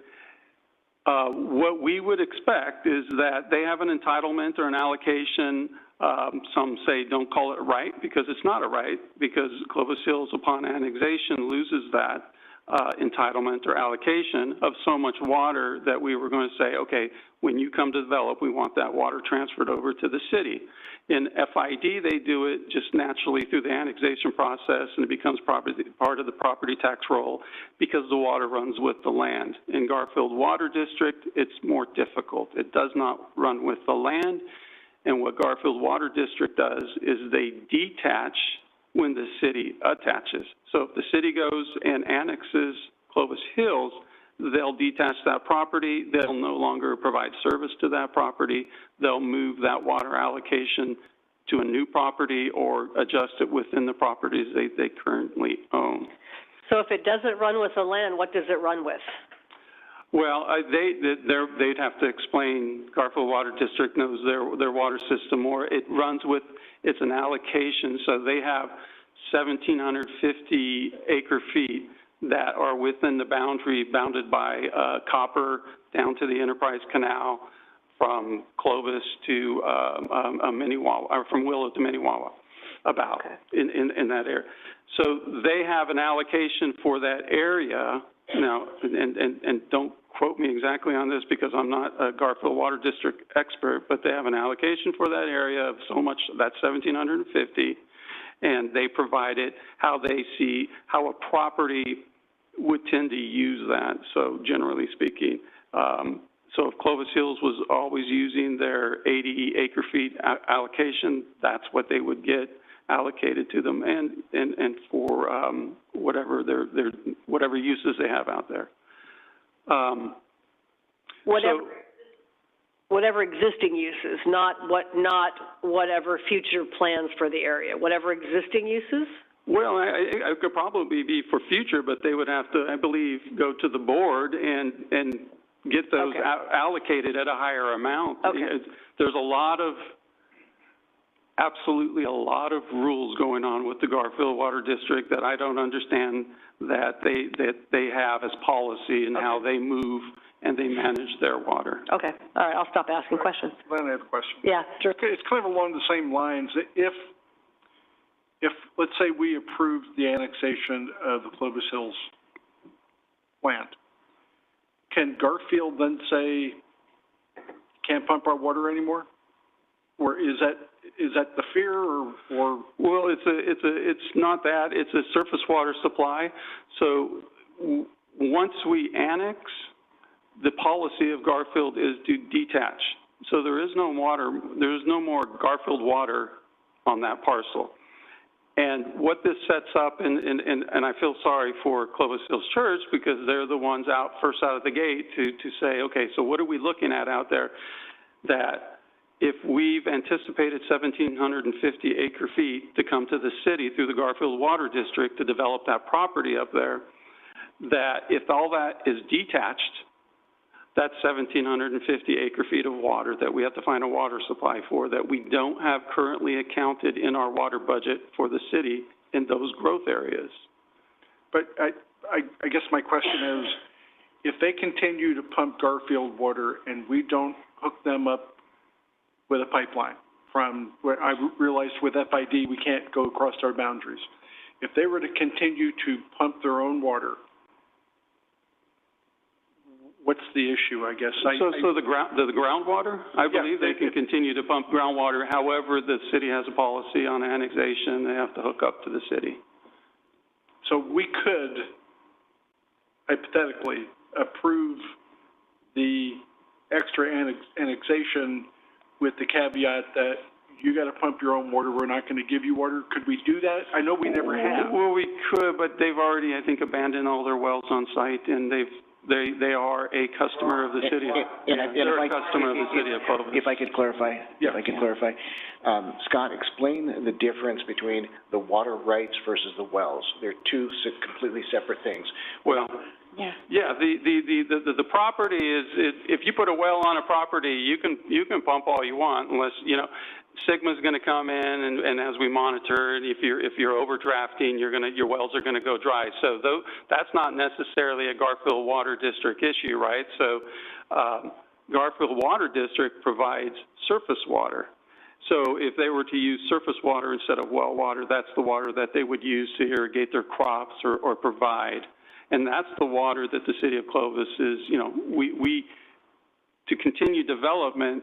At this point, we're making decisions not to pump, of course, because we don't want to continue the overdrafting of the basin, and so we're looking for surface water supplies so that we're not causing overdrafting of the wells. But I thought I heard someone in the audience say that they're already using our water. Is that correct? They're hooked up to our water since 2020.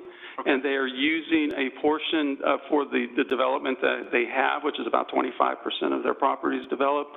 They're using our water for that. They're hooked up to our system, and as a customer, they are using Clovis water. Okay. That's one part of the question okay, so you're hooked up to Clovis and using Clovis water. I don't see what the problem is. The issue comes back to the extraterritorial agreement that states, that's great you're using Clovis water, but Clovis's understanding was that we were going to get a water supply in exchange for you using Clovis's water, right? Because we were expecting Garfield water to give that water to us in some fashion, and ultimately that would have been the water supplied back to the church. Mayor. Not exactly molecule for molecule, but that would have come into our system to give us Diane? So, on the extraterritorial agreement, that was signed by all three parties in 2020, is that correct? It was signed by Garfield Water District and Clovis, it was signed by Clovis Hills Church and Clovis. Garfield Water District wouldn't sign it. So there was never an actual expectation at that point for them to come through and provide the water then? From the city of Clovis? Yes, sir. Yeah. Oh, there's always been an expectation. So then why wouldn't they sign it? We've been discussing this since 2017, and I think we're at the crux that this is well, I was going to say something bad. This is where it happens. This is, okay, so this is what is in front of you is not necessarily about Clovis Hills Church. I get it, it is. It's about what are we going to do out there in Garfield Water District. If Garfield Water District is taking the water and allocating it to some others because they're detaching, then we've got to decide what we're going to do as a water supply to replace that. So if this has been essentially an issue since at least 2017, and if we've kind of had a master plan since even long before that, what has been our kind of expectations or thought process on, when was the last time they ever came? I mean, they've never come to the table, they've never played ball with us. It's a one-way partnership, so right. We just assumed that Garfield Water District would do this out of the goodness of their hearts. No. So it's just really a decision point. So we put this in saying, look, there's water that's up in that area, and we would anticipate that if that land is to develop, and that is a typical assumption, if land is developed, the water that runs, not potentially with the land, but water that's allocated to a land would then transfer over to the city as a water supply allocation. And it's more effective, efficient, economical. Mm-hmm. The reason, that's the reason mostly, that the city would want that. We did make the assumption through many plans that, okay, this is what's going to happen without consummating the other half of the deal. So Garfield has never given us cause to think that they were going to do what we were just hoping they would do. I don't want to say never. There have been many discussions, and I think there was indications as to, well, how do we make this happen? In fact, there was a previous council mayor, there's previous council members that have been in discussion, and where there was indication that we may be able to bring Garfield Water District. Ultimately, it's not our decision. Mm-hmm. Then one final question on that, because I'm still new to all of this, so in our conversations with the different parties, what is our role in working with Garfield Water District? Because obviously so much of, all the way up to copper is in our sphere of influence, is that correct? Yes. Okay, so there's anticipation that at some point in the future, we're going to be annexing property that's within Garfield Water District. So what has the city's communication been with Garfield in long-term preparations? Are there negotiation opportunities? If my understanding is correct, they have a lot of ag land. That's kind of their main thing up there. Is there a way for us to have an agreement where they transfer surface water and we transfer effluent and purple pipe water? Exactly where are we in all of this? Those are all great questions, and I think those would continue to be worked on after. I've got a couple slides that would probably give you an idea of where we're at, and then where do we go forward that answer some of that. No, staff has been in discussions, and the City of Clovis staff, including committee members with the council and city manager, previous discussions with Garfield and their representatives. Over time, there's been discussions. There hasn't been any headway. So staff at Clovis, let's just say Clovis has not been able to consummate what that arrangement would look like. The reason we're talking about this now at this next level is Clovis Hills Church is wants in the annexation, and they happen to be a big square, 40-acre square in the Garfield Water District.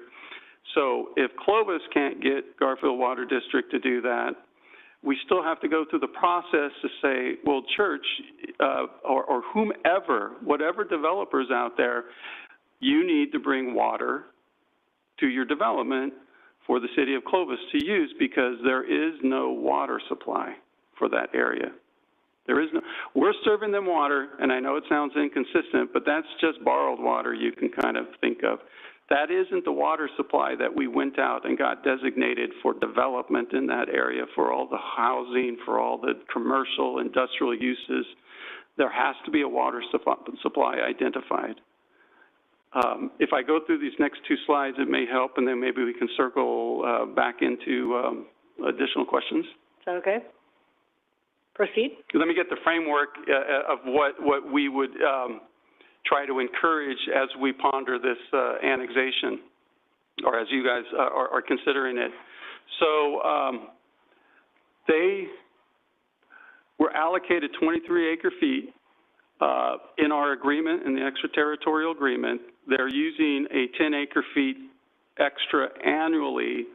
So if we were to go forward with this, the whole reason we're talking about this is the extraterritorial agreement, and I hate saying that, sorry, John, goes away. Not tomorrow, not when the council approves this, when it's annexed in 7 months, 8 months. When the actual annexation occurs, staff is hoping to have these things all kind of settled in a direction so that we don't want to get in the way of the annexation. There's an additional cost we're estimating in the neighborhood of $55,000 at today's rates. That's not the rate of where I'm going to get to what it's going to cost to actually supply water for that on there as a new water supply. But if you took our current charges for water supply outside of the FID, the 10,000 acre feet or 10 acre feet equates to about $55,000 additional dollars that they would have to provide the city of Clovis as a fee between now and before the annexation occurred to satisfy the existing extraterritorial agreement. That's a one-time? That's a one-time thing. Okay. One time. So Clovis Hills would incur additional charges and need to establish new agreement with the city to replace and keep the specific arrangements of the extraterritorial agreement before annexation to the city. So with that extra payment and a new agreement that keeps intact the things from the extraterritorial agreement, because there will no longer be an extraterritorial agreement. There will be an agreement between us and Clovis Hills. We'll get that all squared away, but the dollar value is for the additional 10. So Clovis Hills has paid fees for 11 acres of their 40-acre property. So just where the church is and some of the surrounding area. So they have about 3/4 left to develop. If they're going to be brought into the annexation and Garfield Water District isn't the vehicle to provide surface water, then staff recommends that you give us time to try to find a water supply, and that any additional development out in the Garfield Water District, let alone just Clovis Hills, not happen until there's a water supply identified and costs established for it, and the charges are figured out of what this is going to, what it's going to look like. The bottom bullet point is the big one. And it's an estimate. And the $800,000 to find a water supply is based on the dollar amount of our current water supply outside the FID that we've gotten with the firm water supply, which, oh, by the way, at this point, cannot be used to supplant the water within Garfield. So, but that's at the cost we got the firm water supply for. And I don't want to do much more because as far as saying cost, because that's negotiating out in front, because we're going to have to go find water, right? And water's expensive, so it could be a lot. And I'm uncomfortable telling you exactly how much it would be, but at a minimum, it's $800,000 for 29 acres. Annually? No, one time. One time. That's basically the buy-in. We will have to find that water supply for 1,750 acre feet, or for all those units above whatever development occurs above enterprise. And it's not, all that will be to pay for the access to water to supply for that area. There's nothing, Clovis doesn't get a benefit out of it. We're going to go find a water supply. Here's the cost of that water supply, and divvy up the cost per the type of development, the densities of development, and like we typically do. Well, yeah, ultimately, we could talk about what the user cost would be, and if in these agreements, so our current FID supply, they're going through a Prop 218, and they're going to raise rates most likely, and that's not a good thing, but actually it starts making the playing field a little bit more even. The current water supply is about $50 an acre foot. It's extremely cheap. Our agreements start out anywhere at 250, and they're probably at 300 at this point, growing. Water on the open market, you're between 1,000 to 1,500 an acre foot. We don't know what the this is bringing the water in every year now. We're only buying access to it, that's the one-time payment. And then yearly, whatever the usage is, we're going to bring that water in, and we got to bring it in at the negotiated rate for that water, and it's going to be somewhere between 250 to 1,500. And in that, we potentially would have to look at areas as opposed to trying to pass that through the whole city cost. But that, again, those will be decisions that we will provide, or decision points for council, providing you staff's view and recommendation of these things. It is complex and difficult, and I apologize, but the water supply is a pretty big thing. I'm now solving a problem about which I know nothing. Is there anything that would say if we just annexed in the current church properties, how much of the 40 acres, 10 acres? If we, the whole 40 acres is being proposed, and you couldn't annex in the 11 because it's bounded by the outside of the property. It sits within the middle of the property. So it's not like on the corner? It would look really different. Well, this whole thing looks really different. So I was just trying, is there any way but you're saying no, but I was just thinking, I didn't know where the boundaries were, but if there was some way just to annex in a smaller part as opposed to the whole 40 acres, because that's where the price tag is really big, but it's actually solving for the wrong problem. The problem is how to get access from the Garfield water, I guess, but. I think with the church is that, if you did the whole 40 acres, they're not going to come in and pay for the additional 29 acres at this point in time. But what we would say is it would be contingent upon, we have to understand what the supply is and the fees. And I think, and the pastor could talk to it more, what the development plans are, when they would actually need to come in and their application for development. That's when they would be hit with, okay, well, here's the cost of the water to provide you, as well as all the additional connection fees. They've only paid connection fees for 11 acres of their site. So as they come in and develop the other 29 acres, they're going to have connection fees with water, sewer, fire, police, everything, and they're going to get this additional water supply fee.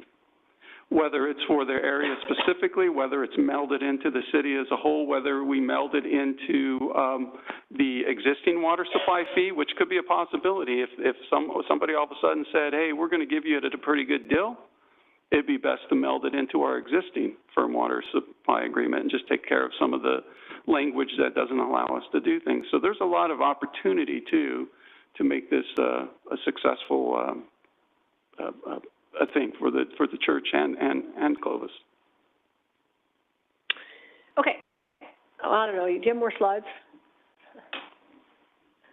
You have a question before he goes on? Yeah. Scott, in that agreement,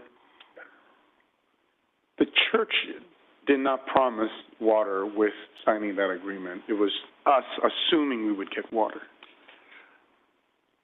The church promised that amount of water, but did not promise Garfield Water District water.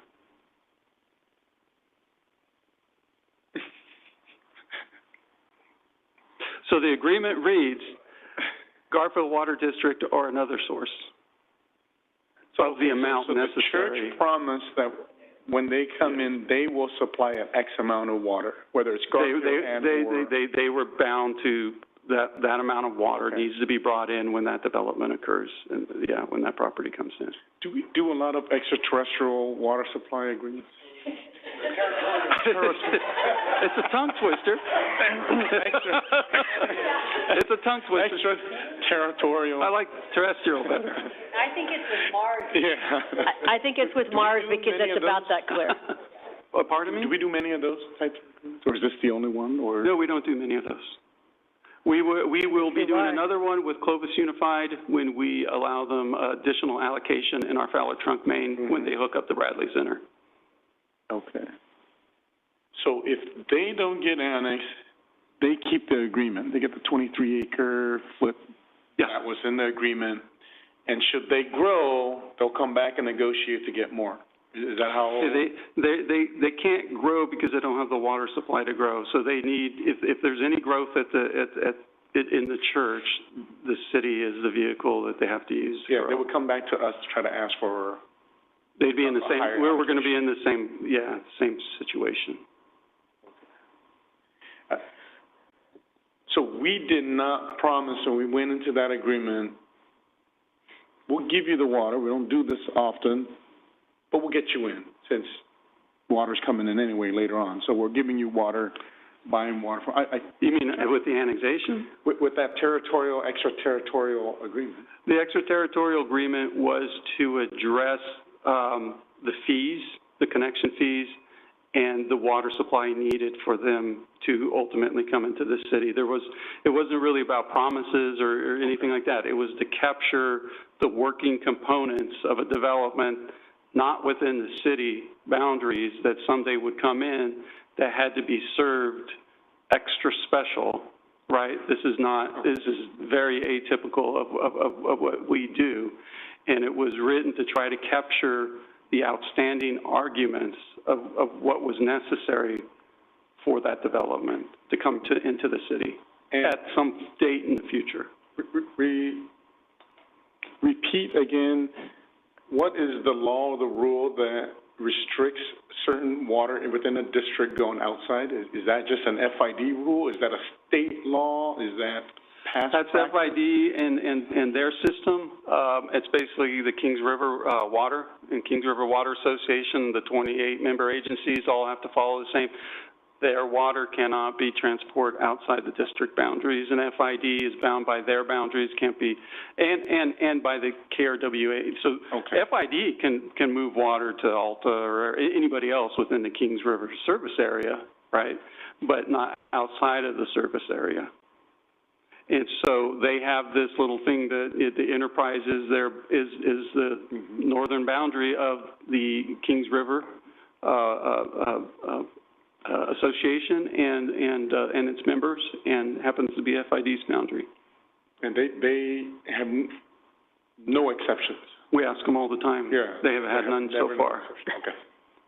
Because we ask them for recharge basins. We know that there's land on the other side of the Enterprise that would be great for recharge, but at this point, it's been very difficult to get some cooperation with moving water from inside the district, even to recharge half a mile outside the district. Even with extraterrestrial help? I know, but again, a lot of the water world, it sets precedent. And so if you have somebody doing this, then that opens it up for, there's a whole bunch of things going on with the Kings River water, its allocation going on right now, where the state board has hearings on it, and whether it's allocated or not. Why don't we finish this up and we'll get to public comment up here and see, maybe we can add Oh, I just sorry. have two more questions. Okay. So since 2020, when the extraterritorial agreement was signed, who has been giving the 23 or 33 acre feet of water to the church? City of Clovis. And have we had any of that reimbursed to us, any allocation from Garfield? So they, of course, they pay for the water they use just as a normal connection and normal user. The water from Garfield, we do have that we theoretically would get 23 if Garfield wasn't a party to it, yet we've never exacted that kind of maneuver to get that water back because we don't have the system in place and the exchanges and stuff. So 23 acre feet isn't enough to worry. It's not enough at this point in time to worry about exacting how we would do everything. 1,750 acre feet, on the other hand, is significant, the long-term build out of that area. Okay. And then what is, and I'm sure they can address it specifically, but in terms of that money that's up there, the $55,000 one-time fee and then the $800,000 to $1.5 million for any new supply agreement or whatever, if the church was fine with that, why would we have a problem moving forward with that? And if that was kind of the precedent we were setting of, hey, if you're in Garfield and you can't bring your own water, it's going to cost you a whole lot more. If they sign on to that, where's the downside for the city? That's what council will be deciding. But is there... It's money. It's just cost. So, but my understanding is that the church or whatever other property it might be would be bearing that cost. So what am I missing where the city has a cost incurred? Well, the city needs to go out and find it, and we're going to, ultimately, you're absolutely right. The city will put together a program to charge out the cost of getting that water supply to the developers within what used to be the Garfield Water District. But there's really two problems. There's the church problem, then there's the whole 1,750 acre. I mean, it's not just the church corner that's the larger question over time. And the assumption that we're going to be able to find right, that we're not going to get any Garfield water ever is a separate problem to solve. Yes. Yeah. Matt? Yeah, just a quick question on if they did not develop anything at all from where we're at right now and they were annexed, would it cost us anything different than what we're doing now? Would it cost us? Yes. Extra water, any incurred expenses, or it would be just business as normal for that 11 acres? It's business as normal. So what we've done is we have a current agreement. They've paid their fees to that current agreement. They would most likely, I'm assuming on annexation, we're saying, so they would clean up the extraterritorial agreement. There wouldn't be any change to the way we're operating with the church, except to get out of the extraterritorial agreement, move over to another agreement, because we would have to, because Garfield Water District will detach. So that forces that to happen. But as far as operating and supply, there's no difference at this point in time. If it stayed current, there would be no room for development, though, until we figure out the water supply. Yes. Thank you.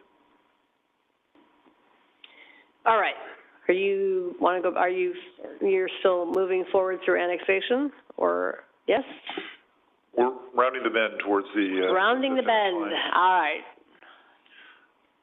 Just a quick reminder about public outreach. There was a public meeting held with all of the owners that are included with the application in late February.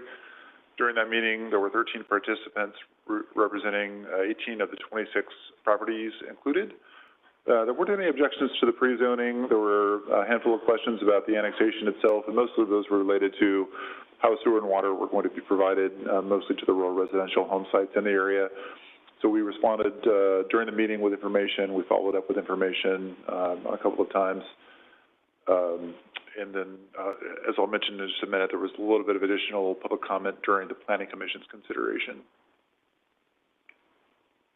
Speaking of which, the Planning Commission considered the pre-zoning at its April 20th meeting. The Commission didn't really have any concerns.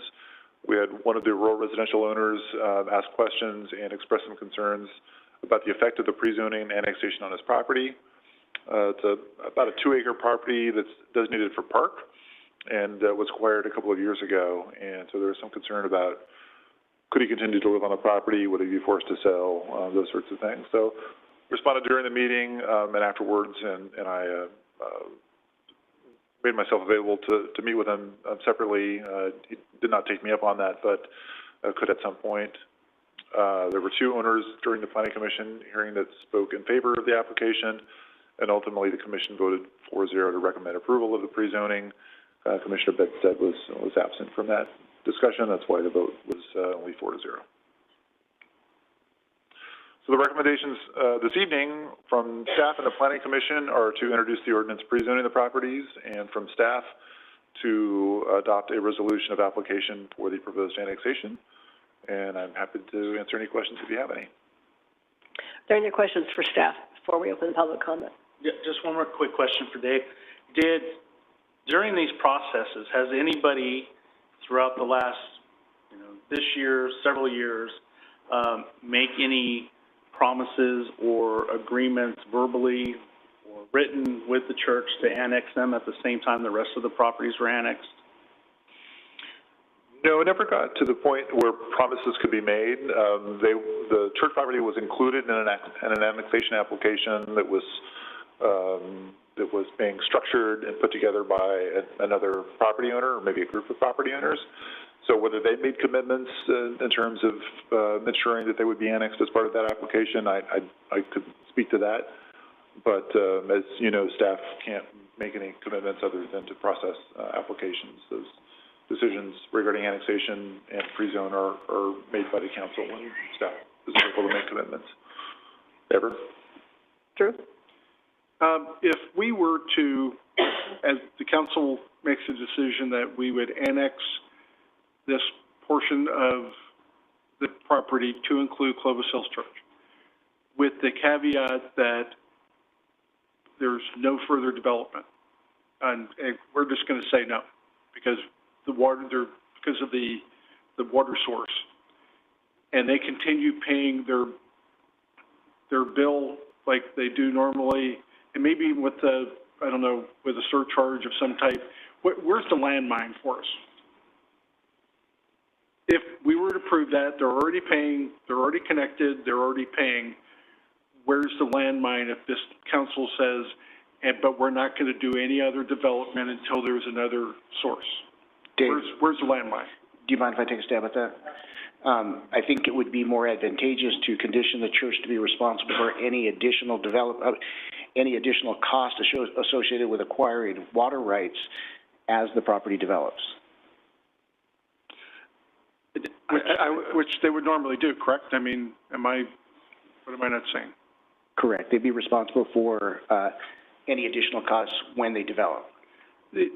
So if we were to, as a council, take that area in, we're not going to be incurring any additional costs because the infrastructure is already there.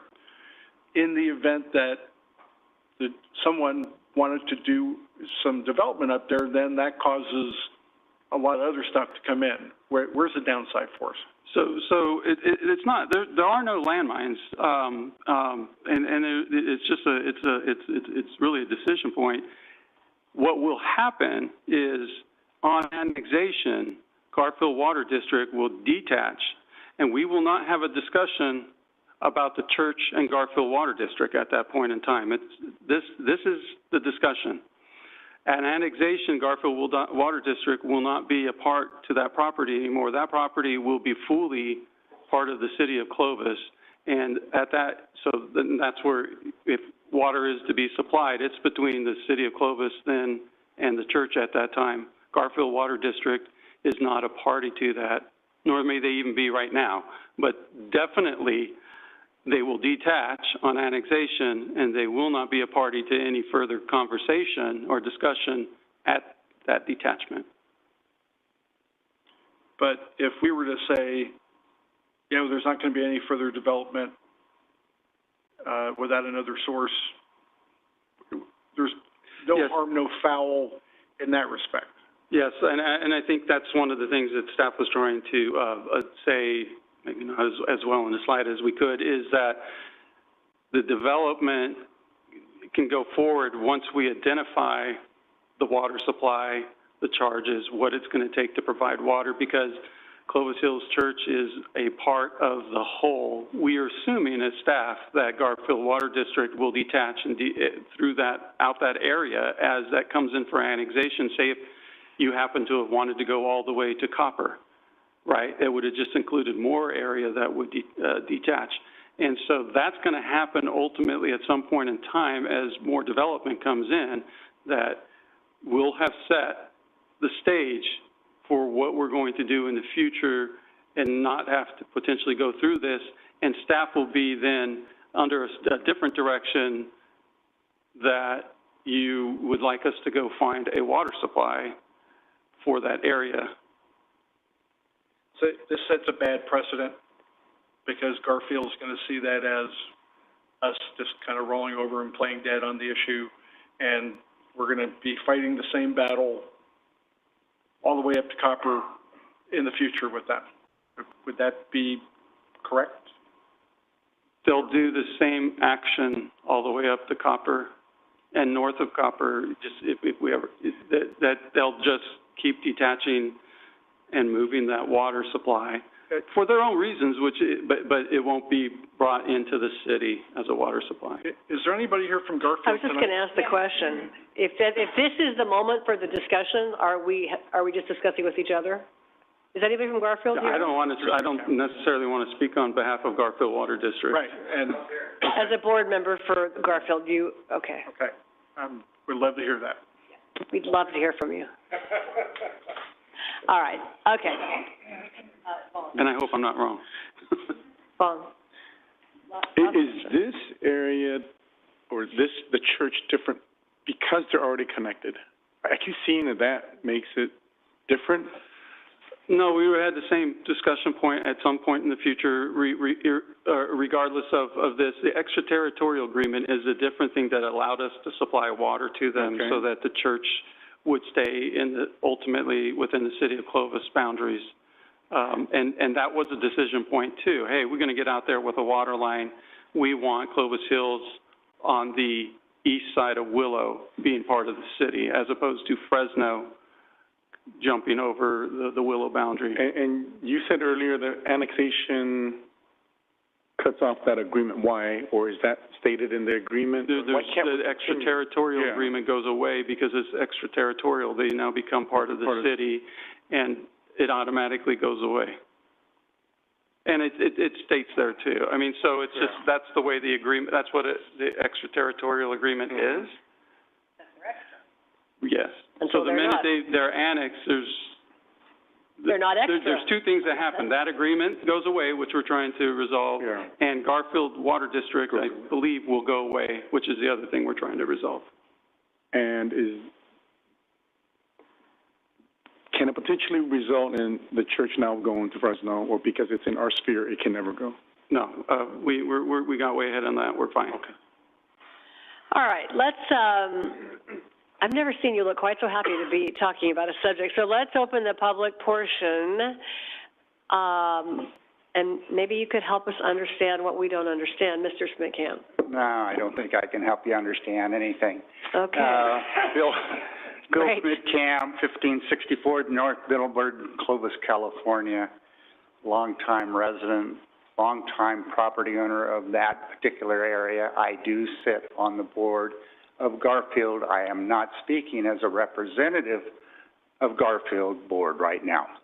I will tell you that when one of my favorite pastors, Sean Beatty, sent me this, what are we calling it, extraterritorial? Just call it the agreement from Mars. Something from Mars that has a direct water was the first time that I had seen it. I've served on the board for over 10 years. We have tried diligently with the city all the way back to when Luke Serpa was the public works person. And I reached out to our attorneys, yes, today, Monday? It is. This morning, in fact, over the weekend, they have not seen this document. So the board has not seen this document. And so somewhere in amongst the transport in the last 3 years, it has never come to the board. And so I have to be very careful how I say anything anymore. But I've been an advocate for Clovis Hills back when they were fighting with the county to come in and be built where it is. And for 10 years, there was an agreement for Garfield to give FID water, Garfield to give FID water that then supplied it to the city of Fresno, that then supplied it down the road on the other side of the trail. Then your Measure C comes in the deal, and I guess that throws everything out the water because now Clovis has water, and it throws the Fresno city side out the window. I don't understand that. But tomorrow is our Garfield board meeting, so I'm sorry that this is a day early. I will say that there's not too much more farmland out there. And I don't understand quite how we are able to let 20 acres go in and we go take 20 acres and put it over here of water. But that is how the Bureau and the system works for our Garfield area. But we're running out of land. And we're not going to be able to take it out to Reedley or for crying out loud. So I would hope, pray a little bit maybe, that the pastor behind you probably could help you with that. in your dialogue, that you do accept the 40 acres in, and as Councilman suggests, not allow them to do anything until we get water, because I believe, truly believe, that with our engineers, and Mr. Riccuti was supposed to be here, who is our chairman of the Garfield Water District, because he didn't know about this document either. With the engineers, I believe there will be a way to make an exception. Now, I don't understand Bureau, I don't underwater, I'm not an attorney, but I certainly think that we can make arrangements to get at least the church. But it does set a precedent, right? So then you're going to have to worry about, nobody wants to say it, all those wild builders that want to come out and just start going.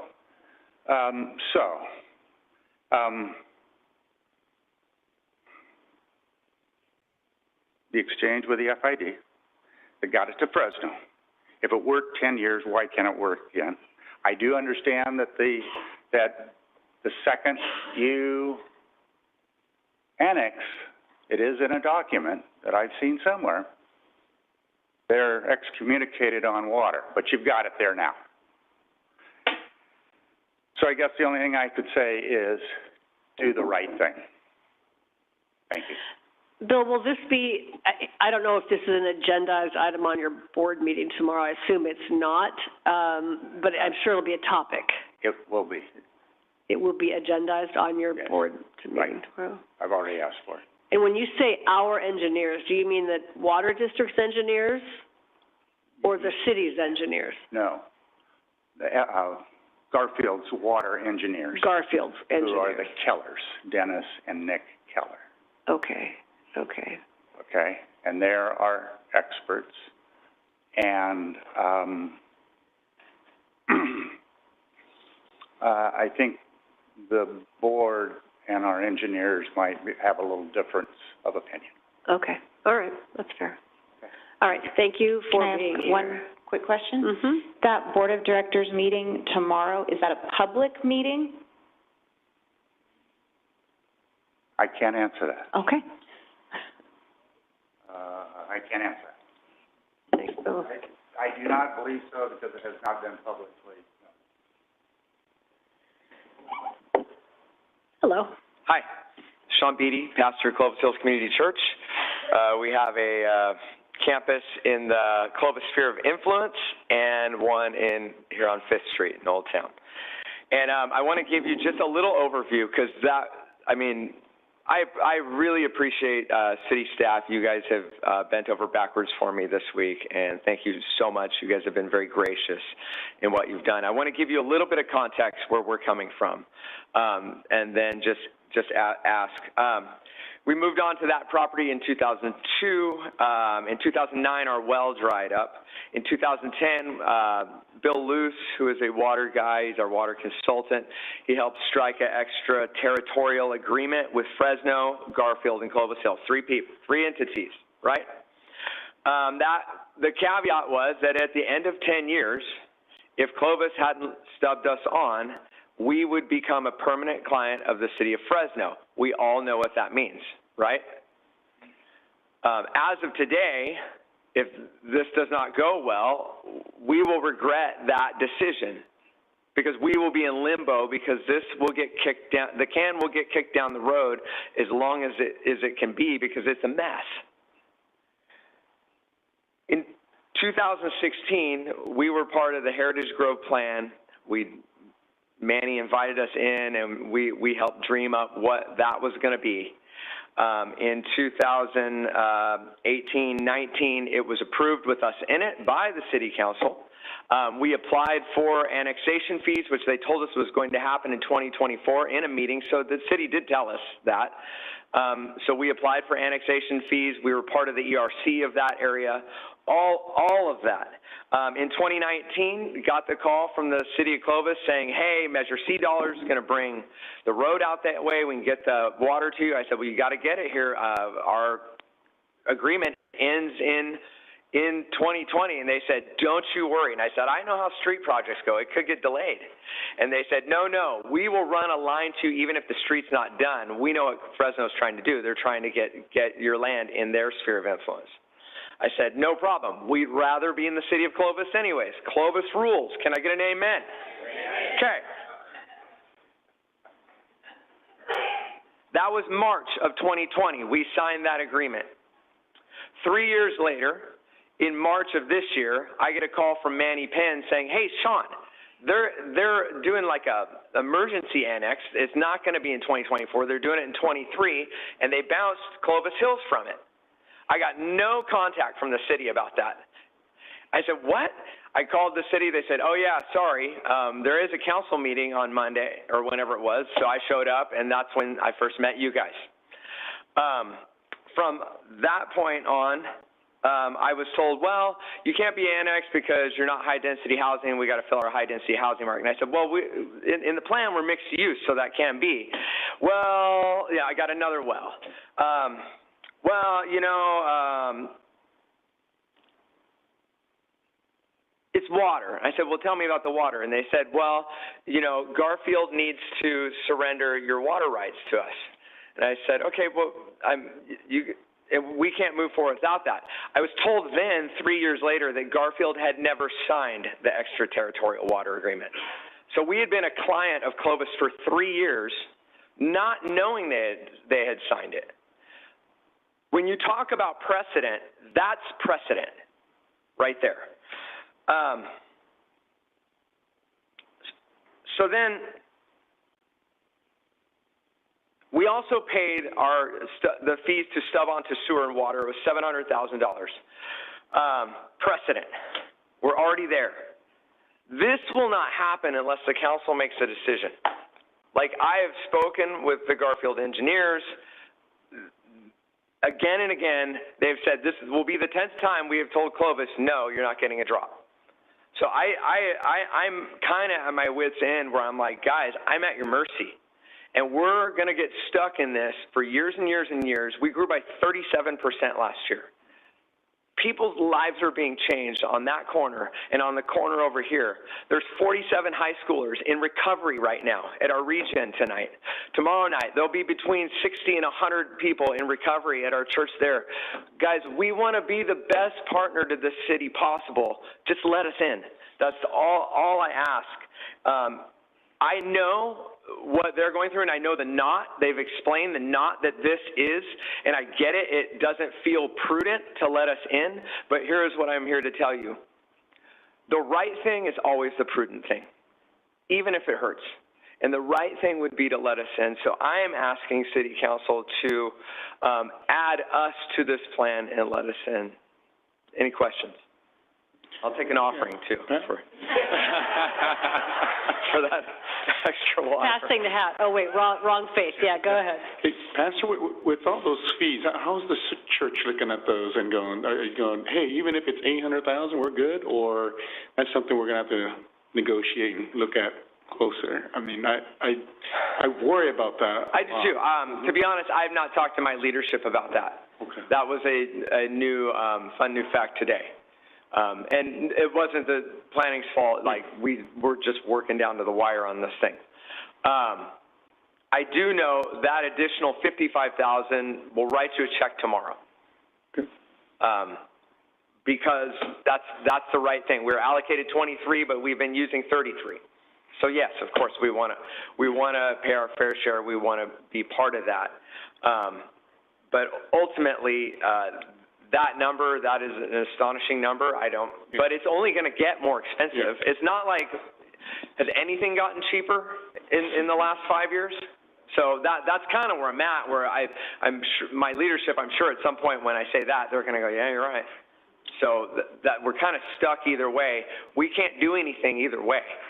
But in the city of Clovis, my understanding as well, too, is maybe we're not going to, in the next 5 years, we're not going to develop any of that 29 acres. But let's say 5 years from now, we want to add 2 or 3 acres to it, right? We could probably piece it out that way, is my guess. So there is a way. In Clovis, we like to say yes and then find the way. So say yes and let's find the way.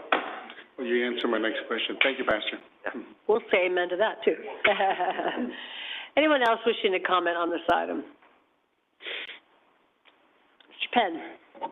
Good evening, Mayor, members, council members. My name is Manny Penn with Summer Valley Communities. My address is 3370 Loyola, Clovis, California. We master plan Area Focus 11 that was originally approved by City Council, part of the overall master plan of that whole area a while back, since 2014. We just designed that in accordance and your requirements, part of your requirements, right? So we developed this with Bill Smith Camp and Family, Valley Christian Church, Clovis Hills Church, and it was approved by council members back in May 2019. And part of our master plan, planning area 3 is the Clovis Hills Church. It has an overlay district of high residential on top of it. But we do understand the city issues with Garfield Water District. And we filed an application, and it was approved by the city a while back. And then now here we are talking about getting this project, one of our planning areas, removed from the master plan. It doesn't make sense. So, I just wanted to, for us to do the right thing and just let's bring them all in together and just get these things done. And like Pastor BD said, maybe we don't want to develop all of it at once. Once we're in, and let's just figure this out later on with the water thing. So I'm asking for your approval. Thank you. Thanks, Manny. I have a question, Manny. Manny. If the council was to move forward, annex the area, including Clovis Hills Church, as a developer, if we say, and there'll be no further development, you're not going to have heartburn with that? Well, so we're the master developer for Area Focus 11. We don't have control of the timeline, the guideline of Clovis Hills Church expansion. We do have areas that we can control and develop, which is south of the Enterprise Canal. Then we're okay with that. We just have to pace it out depending on where development takes us, right? I guess to repeat the question, if we said yes, and there was an area in that expansion area that you wanted to develop, do you understand that we're probably going to say no, and that we're going to remind you, remember when we did this, we said no further expansion until we get this water thing figured out? You're okay with that? I'm good with that. Okay. As long as it's not in FID water district. Correct. That's correct. I should have clarified that. Yes. Thank you. Or we might say yes, and it's going to cost a fortune to get water. Correct. I mean, someone's going to have to pay the price for the water, so. Correct. Okay. And you know, when we develop a community next to Harlan Ranch, that area before was not part of any water district whatsoever. We just paid higher fees for that. And I remember about 15 to 18 years ago, when Nathan Maxig was the mayor, you guys banked some, you know, had some kind of agreement with Fresno Water District and banked some water out there for areas such as like the one in Harlan Ranch area, right? That's not attached to any water district. And we just paid higher fees for that. And this could be the same thing, just pay higher fees for it. Okay, thank you. Thank you. Anyone else wishing to comment? Mr. Smitkamp is back for a comment. Just one comment. I know that we have an agreement with Tri-Valley on the west side where we are allocating some of our water to them, which has a 10-year contract, just like I guess the city of Fresno has. And so that's one of my discussion points for tomorrow, is why can't we do the same thing for this particular 29 or 30 acre deal? Okay. So it's money.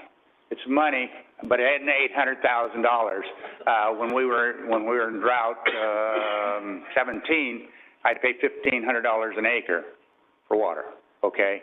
Was transferred from FID to Garfield and back and forth. As a farmer, we can do it. I don't know why we can't do it as a good human and a citizen. Thank you. Thanks, Bill. Anyone else wishing to comment? Please. State your name and address, please. My name is Anna Cornado. I live at 138 Pulaski. Hey. And my question is probably for you. I'm not too familiar with the water districts, but where is Clovis Community College getting their water? In the city of Fresno. City of Fresno. So why is that? Is that because they're on a certain property line? Is that why? They're on the west side of Willow. Willow is really the dividing line. Am I wrong about this? Yeah, it's Willow is the line, and so they're on the west side of Willow. But yet it's called Clovis Community College. Yes. Well, it's a little confusing. We've got Clovis Hills here. Are we going to do the same thing with Clovis Hills? How much of Fresno is going to take Clovis? And that's just a shame. I think you guys need, you know where I'm going with this. You need to do the right thing. Okay, yeah, that's all I'm saying. Yeah, thank you for your comments. Good evening, Mayor, council members. R. Calrissian, 389 Clovis Avenue, Suite 100 is my business address. I'm here on behalf of Heritage Development Company. We are working diligently on the specific plan that staff has mentioned.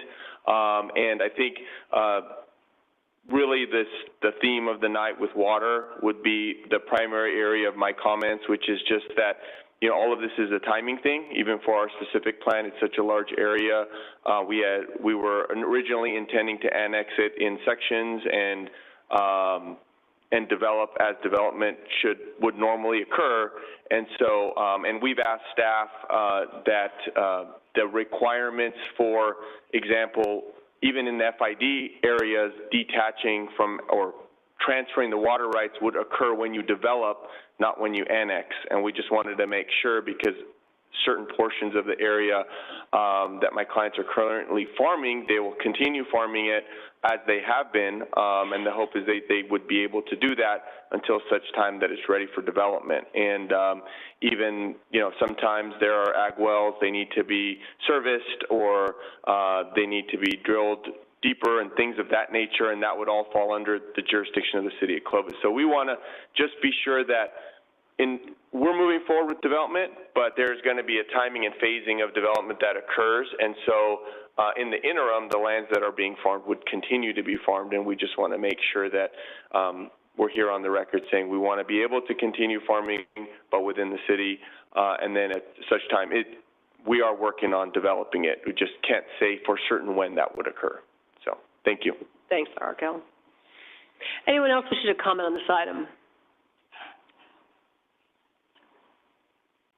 Say it again? Oh, Scott. I'm sorry, wait, who?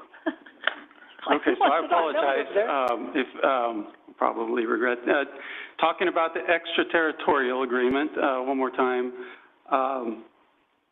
So there are two parts to this agreement.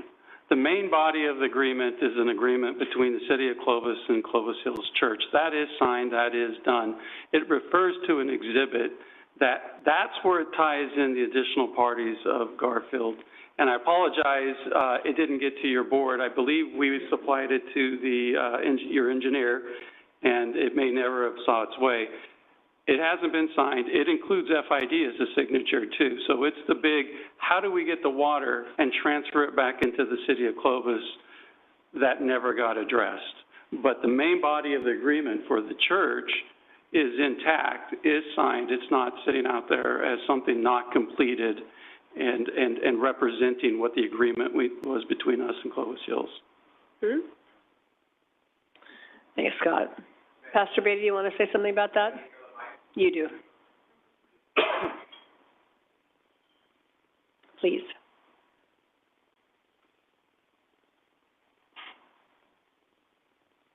I have to disagree with Scott on that. It is a three-way agreement. The addendum is the third party that's supposed to be supplying the water.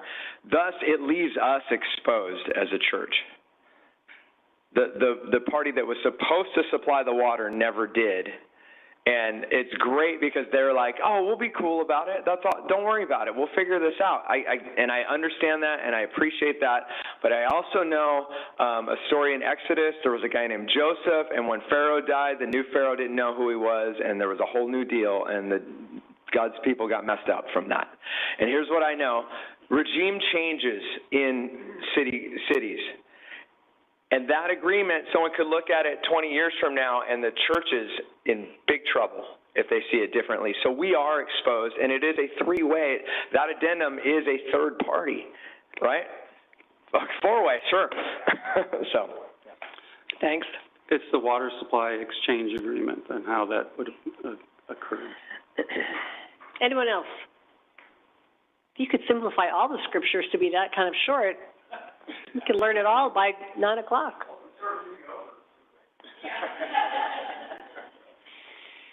Anyone else wishing to comment on this item? Anyone online? No. All right. So back to the recommendations from staff, introducing the ordinance to pre-zone the subject properties and adopt the application. And I suppose the decision on whether or not to include the church, lost my motion, could be part of the motion if we decide to go that way. Is that right? Yes, if the council is inclined to provide direction to include the church in the annexation at this time, I think staff would recommend the addition of an extra condition, if you will, into the resolution to address that situation. So if you get to that point, let me know, and we can provide you with some potential language. Okay. I do have a question. Is there any, don't panic, is there any value, Bill, do you think the Garfield board will act tomorrow? Because I feel like the underlying assumption that is the challenge here is Garfield. We don't know what they know. We don't know what they've agreed to. We don't know if they'll ever give any water to the 40 acres or anything north of the Enterprise Canal. Maybe they'll give nothing ever. So, but do you feel like the board tomorrow would weigh in and have a solution tomorrow, or is that not possible? Anything's possible, I know, but what do you think will happen? Anything's possible. I know. There won't be any decision tomorrow. Okay. When I talked to the chairman, Pat Riccuti, this afternoon, he had no idea what that any of this was going on. I sent him the document the extraterrestrial Mars one? document. Uh-huh. And like I said, neither did our council. Now, I was not able to reach our engineer to really find out, all the things, because if it wasn't for Pastor Beatty, I wouldn't know that he had discussed this with him. So, all I know is I just put it on the agenda, so it will be an agenda item, and, we will be discussing it tomorrow at 12:30. Thanks, Bill. I guess what I'm trying to decide is are we taking action that could be better informed if we had a direction from Garfield, or can we take the action, should we be inclined to include the church, and sort of adjust to whatever Garfield says? Does that make sense? I'm just trying to get some sense about that. They haven't come to the table apparently in 10 years. I don't know why I think they would come tomorrow, but. Our action does not, or the action that Dave would add, does not disclude having conversations with Garfield Water District to provide the water. It is a statement that water would need to be provided before development. So regardless of whether it's from Garfield or Mars, potentially might have water, we don't know. Right. Okay, all right, just trying to be clear. All right, Council. I would like to make the motion to consider introduction of ordinance for rezone 2023-003, request to establish pre-zoning classifications for approximately maybe 373 now acres, because I want to include the church.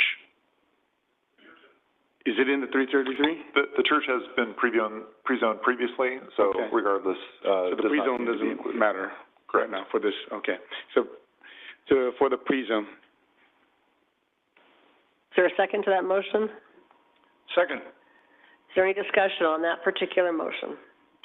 Vaughn, do we want to make part of this the no further,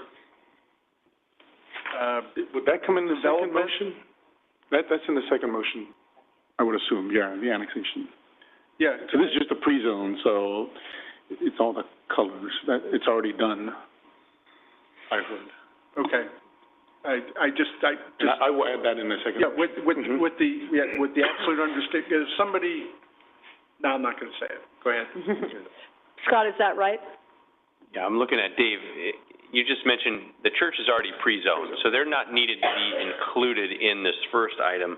That's correct. To be included. So if you're inclined to make a condition or impose a condition on including them in the annexation, that can wait until the second item. Okay. All right, good. So I think there's a motion, and I think you were the second. Is there any discussion on the first motion? All those in favor signify by saying aye. Aye. Those opposed? So the motion passes 5-0. And I'll make a motion to approve a resolution of application for the annexation. Could I just keep it approximately 500 acres, or do I need to go 540? If you would just describe your specific intent to include. Okay, to include the church, the property of the church, and with, what was the language you wanted to include? And the property just to the south of the church, north of the Enterprise Canal, between the Enterprise Canal and International. Okay. As stated by staff. To square that area off, basically, yeah. Okay. And just to clarify, with the added condition too?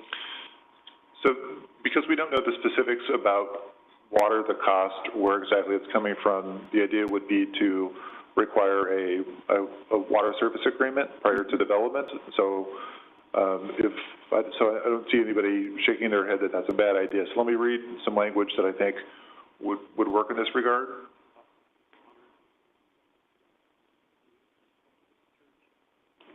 Yes. Okay, so here's the language. All properties located within the Shepherd Willow Northeast annexation shall be subject to the requirement to enter into a water service agreement with the City of Clovis outlining the cost and terms of receiving service from the City of Clovis water system. The requirement shall apply prior to the approval of any development application that would increase water usage on the property, which is the subject of the development application.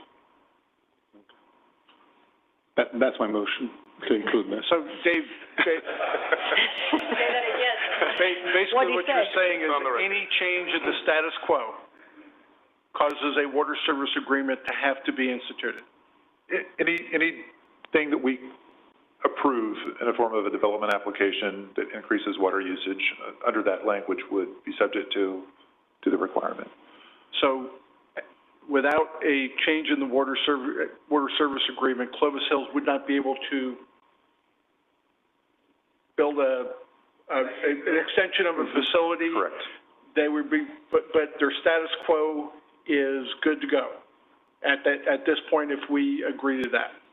Correct. Okay, thank you. And just to make sure this is as complicated as possible, I think there's the one thing that would not recognize is that the city would intend to bill Clovis Hills for the water that they're currently using that they have not paid for the initial cost for. And so if you would just make that a general requirement, provide that direction, and we can incorporate that as a condition. And potentially establish the successor agreement to the extraterritorial agreement that goes over any outstanding conditions between Clovis, City of Clovis, and the church with the additional charges. So moved. Second. I'm sorry, go ahead. Your questions. I just didn't know if Scott needed to read that back to us, or if we're good. It's in the record, so. Okay. Yeah, if Mayor Pro Tem wants to just incorporate it by reference as to what Dave read as the condition, that's fine. So moved as stated by staff. We'll prepare the necessary documents to incorporate it. Do you have a question, Diana? Are you ready to vote? Do we have discussion? Yeah, the discussion. Yeah, that's. Were you the second? I was going to, but I deferred. Oh, I'm sorry. Okay, I'll second. Okay, I'm so confused. Now I'm confused. Mars. Okay. Motion, second. Question? Discussion. Yeah. I just wanted to say, I know a lot of it has kind of been around precedent and whether or not there were promises made back and forth, but there's a sense that I have that when we made the agreement with the church in 2020 to block the city of Fresno from having any opportunity to come into our sphere of influence and have anything there, I feel like the city made, I will call it a promise. Maybe it's something just short of that. Maybe it's a small P. I don't know. But I feel like that was where they bought into what we were offering and made sure that they were going to be Clovis Hills Church in Clovis, California. And so I really feel like this is an important thing for us to do to make good on whatever it is you want to call that agreement, whether it's a promise or something else. And so I just think that's important for us to do, and I think we've had similar issues with Clovis Unified being in the city of Fresno, and we're trying to help them where their issue wasn't being made good on, and so I think that's the precedent we should set, is that when we enter into any kind of an agreement, that we took something away from them, which was their opportunity to become a client of the city of Fresno, we need to make sure that we do make good on that, and I think this is our way to do that. Okay, thanks. Don't disagree with that. Lynn, just one more thing. Yep. And I would ask that we direct staff to do business directly with the Garfield District and nobody else.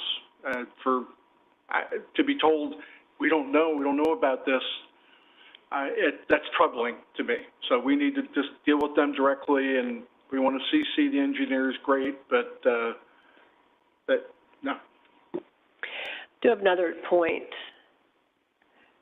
You, Pastor Beatty, I think you said, so no youth building. Did you say something like that? When we said no more development, I think, I want to just clarify, is that what I heard you say? Sorry. They were trying to think of an example of some kind of development on the property. Sorry. What was that? You're getting in the rest of your steps for the day.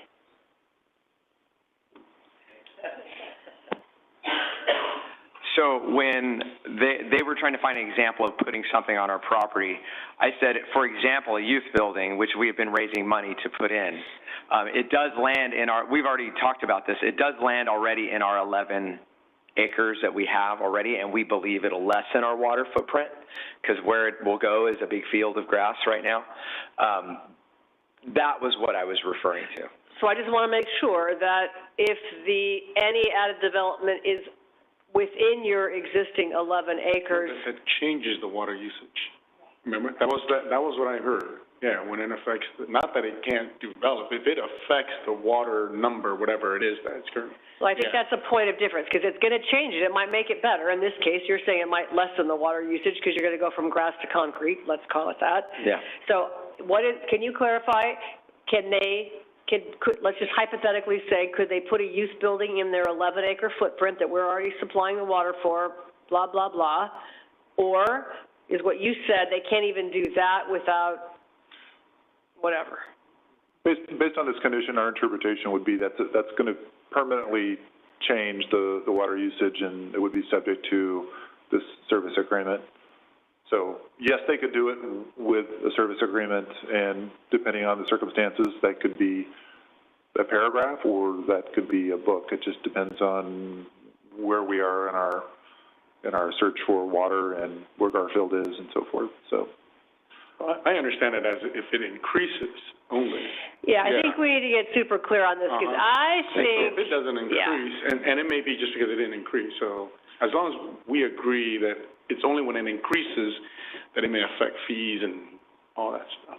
But there'll be I would encourage you to be as specific as possible. I think we would interpret a building project that permanently changes water usage as being different than whether there's grass or landscaping.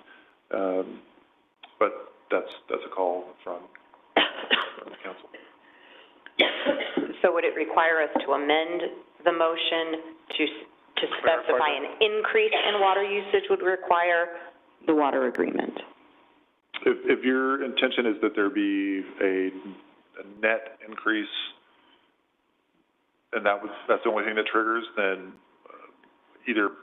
provide that direction to staff. I understood it as only when it triggers, because they're already using whatever they're using under currently. So that's why I understood it like that, and that would be my interpretation and motion still, if the second would agree.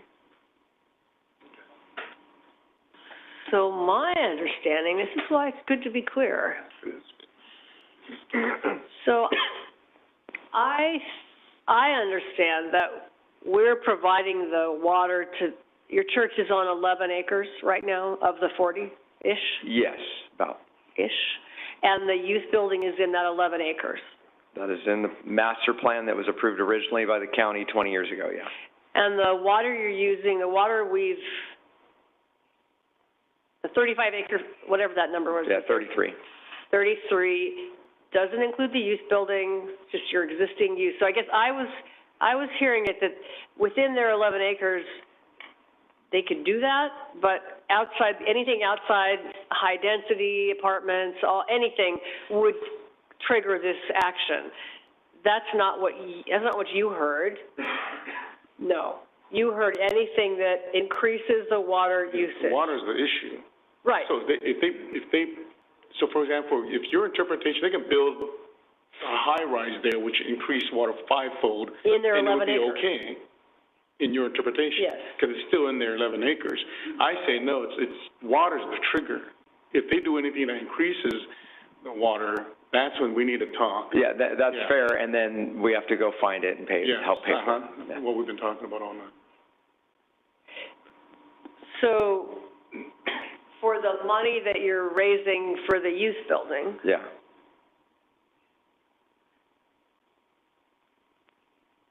So the caveat, or I suppose the practicality is, you can keep doing that, and when that money is raised and you're ready to go, you'll just need to factor in the cost of added water. If there is. If it's higher. Based on their calculations, yes. Got it. And that is acceptable to you as the property owner? As long as I don't have to go get all 29 acres for a youth building, do I?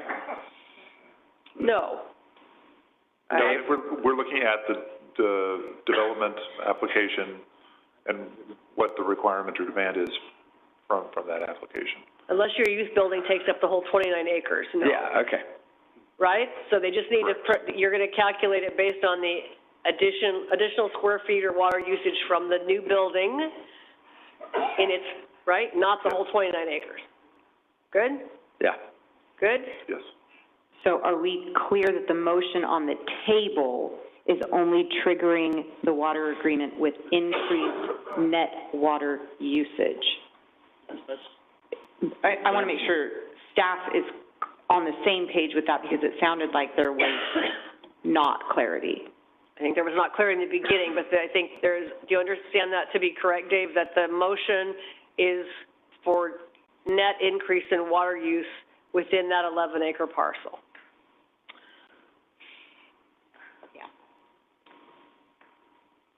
I'm looking at Scott, he's looking at me, we're staring at each other. It's got to cover everything. I mean, it's got to cover not only the net water use in that 11 acres, but even anything within the other 29 acres. Yeah, I didn't put the acreage. It's just their property. So whatever they do in those 40 acres, that increases whatever they're using now, it triggers. I was trying to hear you say there is no more development ever, period, until you can figure out the water. And that's the confusion, I think, because we've heard Drew said status quo. Status quo is no youth center on the site. Right. So if a youth center comes tomorrow, next year, 3 years, 5 years, that's going to trigger the condition as it's currently on the table. No, my motion, so my motion is if it increases only whatever their current usage is, because that's where it'll trigger more water, where they will have to find, because they're already at a set level, and we have to honor that agreement that we have. And so I'm honoring that. So when it goes above that, and it's regardless of where they build, and to me, it's not limited to the 11 acres, that triggers the agreement that you mentioned. Yes. And so that's my motion, amended motion. Can I Hold on, you were the second maker? You were the second maker. No, you were. Do you agree with that, or is that motion, is that what you seconded? Was your comment before I second? No, can you answer the second question? Yes. Is that, I mean, do you agree with what Vong's clarity? Okay, all right, now you can talk. From a water standpoint, is there a scenario where, let's say I have 1 acre of grass, I take that out, I put a building, a youth center in, would that be a one-to-one, or is it, is this an exercise in futility? Is the building always going to be more, or would it be a wash? I get, because that's kind of what we're talking about, right? That's something that they would have to determine. Right, but I'm talking in a hypothetical. Well, it's when you're taking out, let's say you're taking out an acre of fruit trees, and you put in housing. Unless it's high-density housing, I've been told that they actually use less water. Is that accurate, generally speaking? I think, let me try to answer the question this way, which is a little bit different than what you asked. But unless you tell staff otherwise, we're going to determine that the service delivery agreement is applied to any development application for something that uses water. So we're not going to look and see if there's existing landscaping or grass that's going to be removed, and does that use more or less water than the structure that's being added. We're going to say, is there a building that's being built or use that's being proposed that uses water, and that is a permanent building? Grass you can stop watering if you want to. You can let your trees die, whatever you want, but you can't. Once you got a building built, you're going to supply water to it. So we're going to look at any development application for a building as requiring a service delivery agreement, unless you tell us that's not what you want to do. Well, that's not what I heard us say. Did you understand my motion, though? That only when it triggers, after you're announced, whatever application they bring in, if it triggers an analysis in which this will increase from the 33 acre foot that they are already allocated, then you do your service agreement. That's my motion. So in other words, if you analyze it and you're going, okay, currently they have 33, this is going to make it where it's 38, then, or is that analysis too difficult? That's my motion. And if it's not doable on a staff level, let us know where we can't. I see Thad out there nodding a little bit that that's too difficult. Is it too difficult? That is both accomplishable and difficult at the same time. Scott Riddles is whispering in my ear that we can handle that, and that's the council's direction. Hypothetically speaking.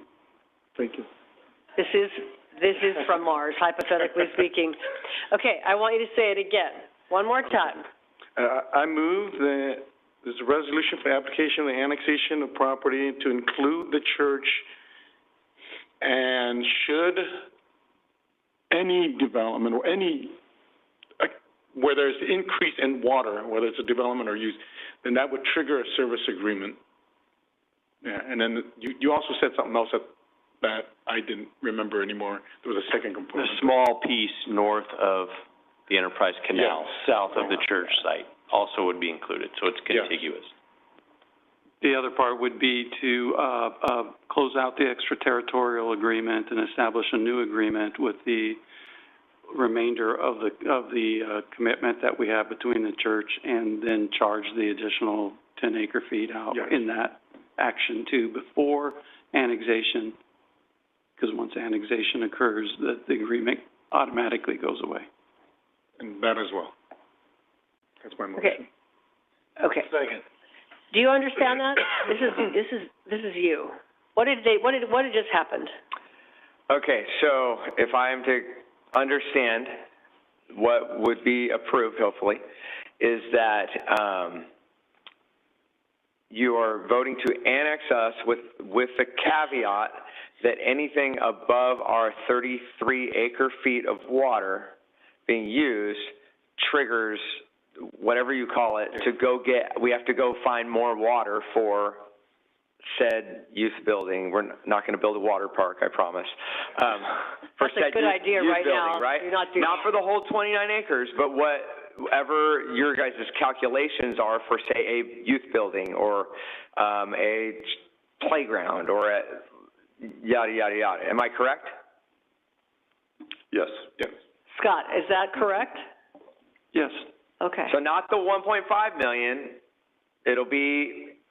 That's within your current 11 29. acres already developed that you paid fees for. The 29 acres outside of that automatically triggers the water supply issue. Got it. So then my next question though, right? We talked about this earlier today, but maybe we weren't clear on it. Let's say I wanted to develop 2 acres on that 29 acres. Does it trigger the whole 29? You got to find water for the whole 29, or do you go find it for 2? It's indiscriminate in that the minute you're going to go outside of the current boundaries, we will have to have something in place as a water supply and a fee at that point in time. So what you're saying for all 29?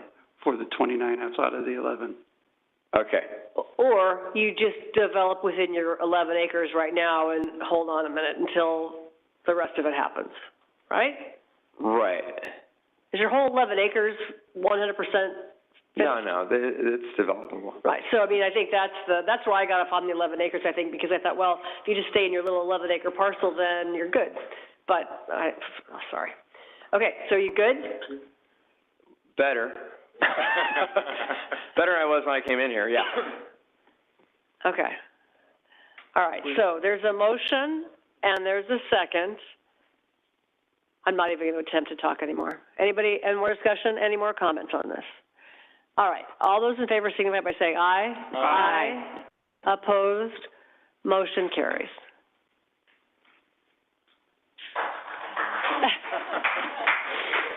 Government is not pretty. Yeah, why are you clapping? Because you get to go home now? Yeah, 360 million. Look at you walk out that door. Thank you all. Yeah, you bet. Well, that certainly took lots of time.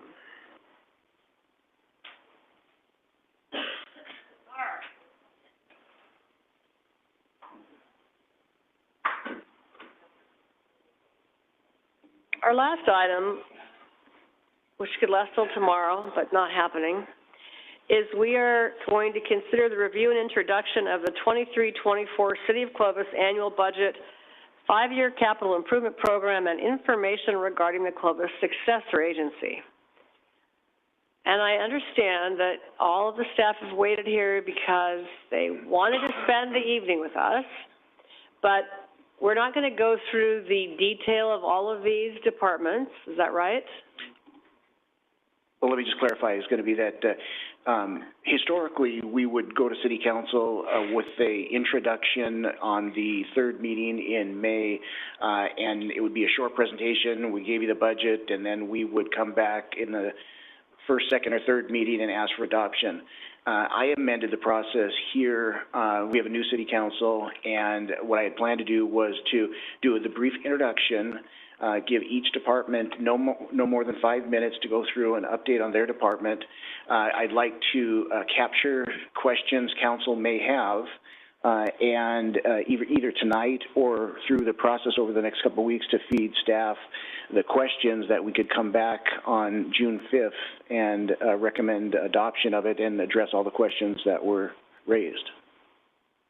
So sort of halfway in between. I will promise that each department head will limit their comments to 5 minutes, or I'll just move the presentation forward. You know, I could apply the same public comment rule, 5 minutes per speaker or 10 minutes per topic. So all of you divide up 10 minutes and you each have like 47 seconds. That's fair. All right, so yes, I think we don't need to hear lots of details, and I think if the new council members in particular or anybody have questions on any of this, they're certainly offline and, you know, individual meetings if you need more clarity on anything in particular, for all of us. So, okay, so let's try to wrap this up by 10 o'clock. What do you think? So 9:06, I got till 9:11. I get my 5 minutes. Oh, I see how this is going to go. Okay, how long does Jay get to for the intro? Well, Jay will get his 2 minutes. 2 minutes. Okay, well, Jay is a man of few words, so he's probably thrilled, like, oh, hallelujah. Right, I'll go ahead and get started. Okay, you are going to start. 5 minutes. Okay, go. All right, we're here to talk about, thank you, Mayor and members of the City Council. We're here to talk about that just took up valuable time. Don't say thank you. Thank you. 23-24 annual budget. It is a $330 million budget, of which $280 million is in operating expenses, and about $50 million is in community investment projects. Of that, we have a $105 million general fund budget, and just a reminder that 80% of that general fund budget of the discretionary funding is dedicated to public safety, and sales and property tax make up about 85% of the total general fund revenues. If I was to summarize some of the key points within the budget, reality is going to be that expenses are going faster than our revenues. We're able to have an emergency reserve at 22% or $22.7 million. We have $2 million in unreserved general fund balance for what I call pop-ups. When something comes up, we're able to have some funding available for it. And it also allows for additional investments in our community. The summary I have here is included in the executive summary on the very front end of the budget. I'm not going to go into detail on each one of these because these will likely be brought up in the individual departments, but the major themes are going to be that we have focused investments into our older Clovis community neighborhoods in the amount of $13.7 million. We have an enhanced public safety detailed there with 5 additional sworn officers, to a gym, to 15 vehicles, to 2 fire department command vehicles, and I'll move on. We're further investing in our water supplies and systems. We continue to invest in our employees. We're planning for the future. We have some economic impacts that are investments in our community for business attraction and entrepreneurial programs. And we continue to serve our seniors with the opening of our new operations for the Senior Center, hopefully this fall. That being said, the general fund doesn't meet all of our needs. Last year, I developed this slide, which kind of shows is a comparison of the population with the number of full-time employees per 1,000. You can see from 2005, 6, 7, 8, we were running at about a little bit less than 6 employees per 1,000, and we're at a population of about 90,000 in 2005. We fast forward the clock to 2022, we're at about 125,000, and we're running at about 4.7 employees per 1,000. Just big picture, inflation, overall economy is a big unknown. The probability of a recession, you can see there, fluctuates, but right about now it's about 65% of the economists saying we're going to be in a recession in 23-24. On the right there, we're still dealing with inflation. It's coming down, but it's still, things are more expensive than they were the prior year. Availability of vehicles, availability, just about anything that we're looking for. In summary, we will continue to monitor the economic conditions, and that's going to be critical and may require a pivot. And what that means is going to be, as I indicated, expenses are growing faster than our revenues. So if we get 6 months into the budget, when I say pivot, a pivot likely means some kind of spending cuts are going to be required. The budget is a growth budget, but it doesn't catch up with all the city needs. We are able to maintain the general fund reserve, and we're also allowing for significant investments in some of our older neighborhoods. As I indicated, we're here to do a brief introduction, capture some questions from City Council, and we'll bring the item forward to the June 5th meeting. We're looking at possibly canceling the meeting of June 12th. If we don't have an adopted budget by June 5th, we'll come back on the 19th.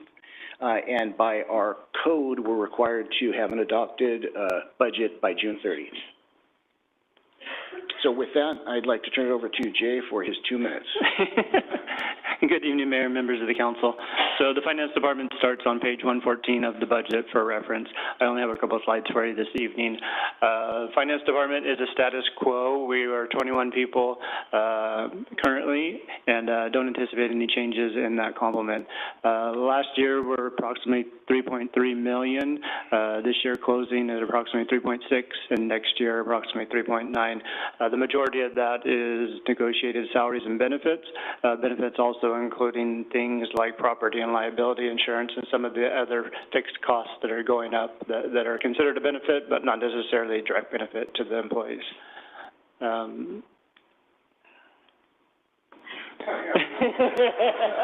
like that. Like, that was like 1 minute. And, oh, there is a rule that however long he takes, the rest of you just get that same amount of time. But go ahead, Jay. Give me So just a couple of things I wanted to note in the Finance Department, not necessarily costs for me, but time investment.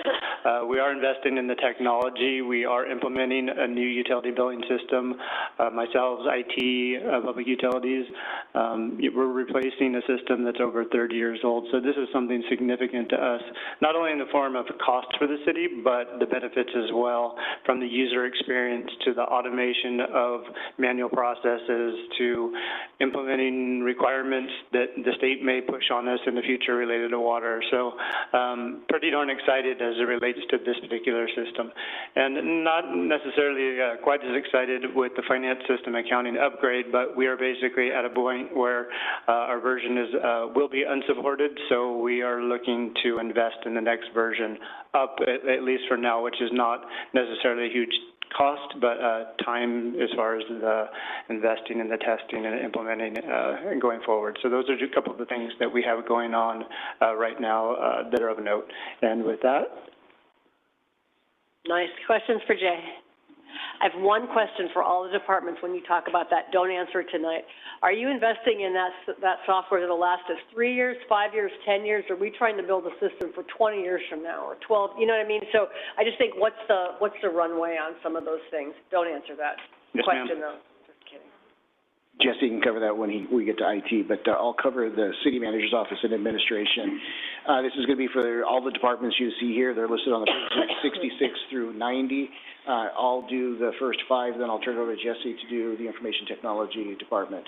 For the City Council, you can see it's a standard budget from 340 to 360, and you'll take a look at the 23-24 proposed budget, which is up about $200,000, and the reminder there is going to be the $200,000 that I included in there for us to hire a vendor that can come in and do analysis and some testing on a proposed sales tax measure or property tax measure, that kind of thing. So that's the $200,000 difference right there. And quick status there is going to be that we'll probably go out with an RFP in June to bring somebody on board in July to begin the process to take a look at options that we do have.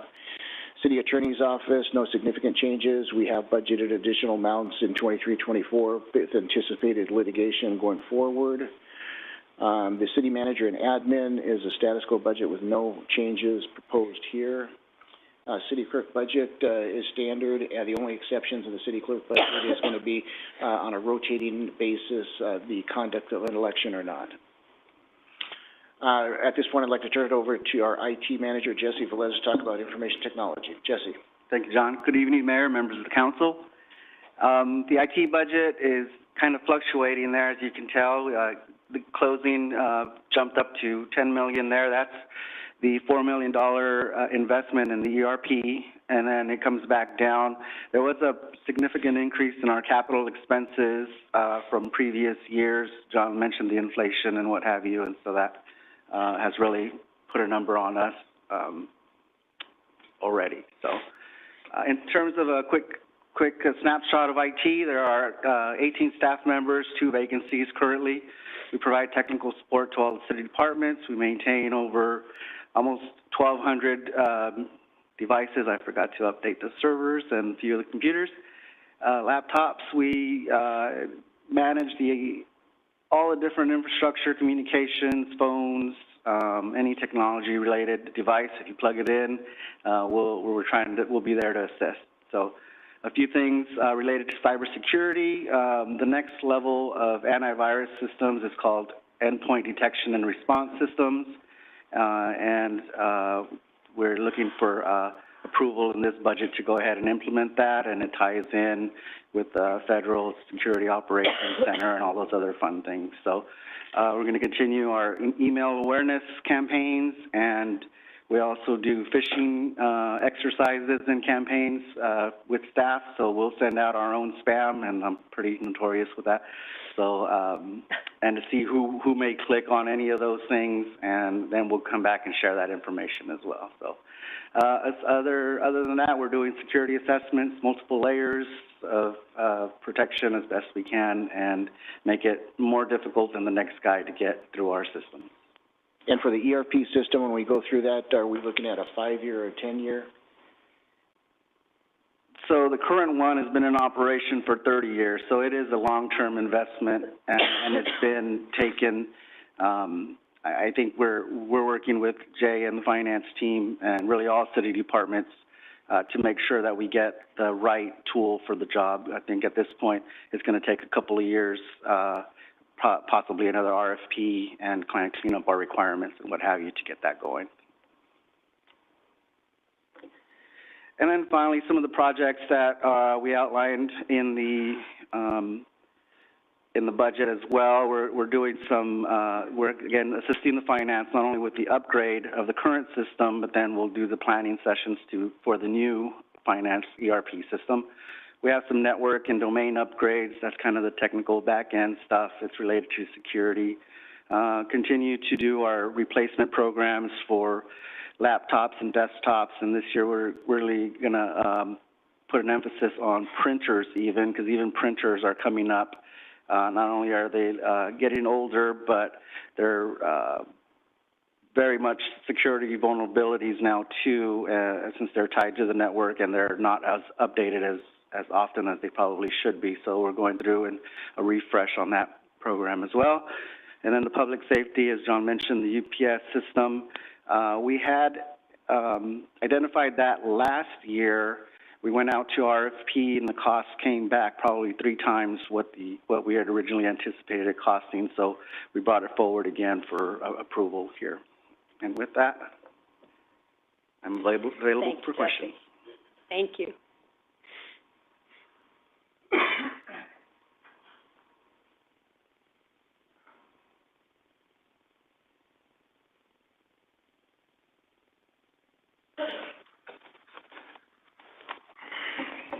Good evening, Mayor, members of City Council. I'm a little nervous, actually, to try to get this done in 1 minute here. You have 2. Don't exaggerate. Actually, let me, if you want to follow along in the budget book, the police department's on page 131 through 149. Our budget last year for 22-23, this current fiscal year, was $49,784,000. Next year will go to $54,524,000.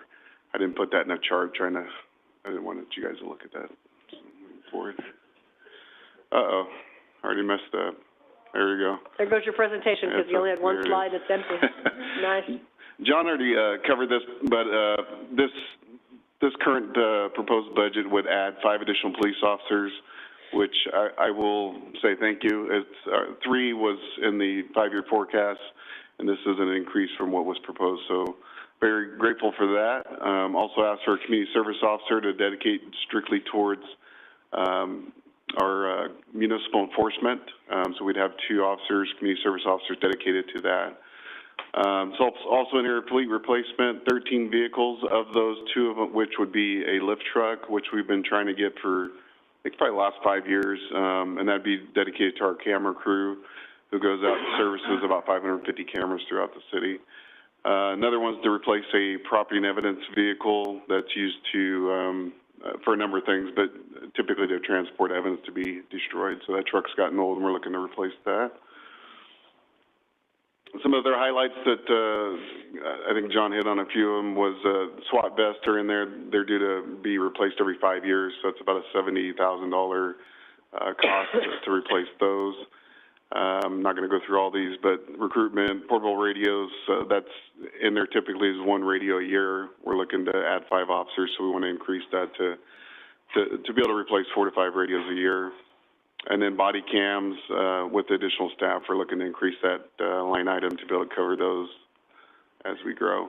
CIP program, I think it's not in the budget, but we're probably going to come back sometime this year and add this back in. But this year or next year, we're looking to acquire some land and then also go into the design phase using our development impact fees that we've brought in over the last 7, 8 years.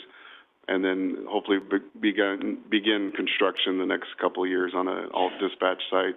So whenever our dispatch center goes down here, we'd have a site to be able to operate and have those 911 calls come in.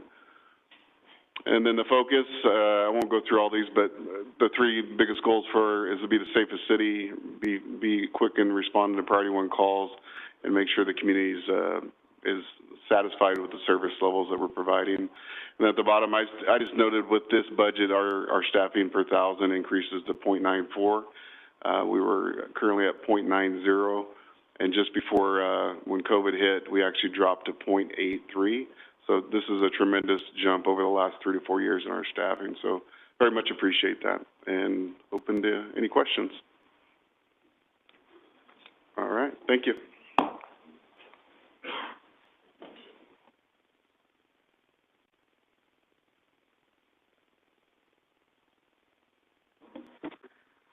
Good evening. As my last council presentation item, I will try to make it way quick. So the good news is it's pretty much a status quo budget, so there isn't a lot to talk about. Here's basically our breakdown, but I wanted to highlight one thing that's there.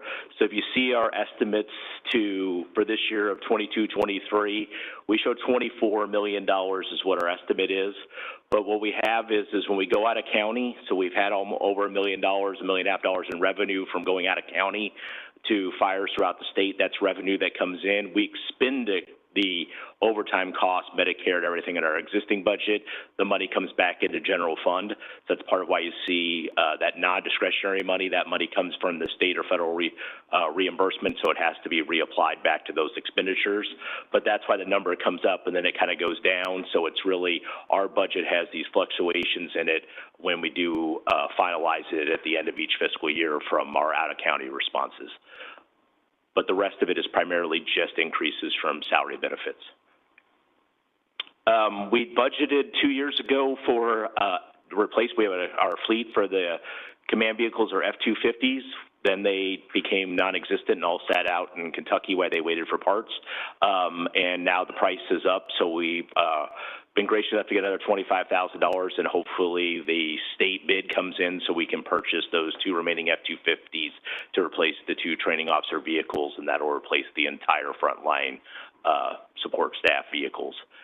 The department has no large capital items in this fiscal year's budget, just small increases in several of our line items just because of inflation and the costs going up. As you can see here, we're back to 67. We're just still one short of our sworn positions is from where we were back in 2007, 2008 at 68. But you can see that population has increased, and that last jump that you saw there in 2020, 2019 is the opening of Station 6.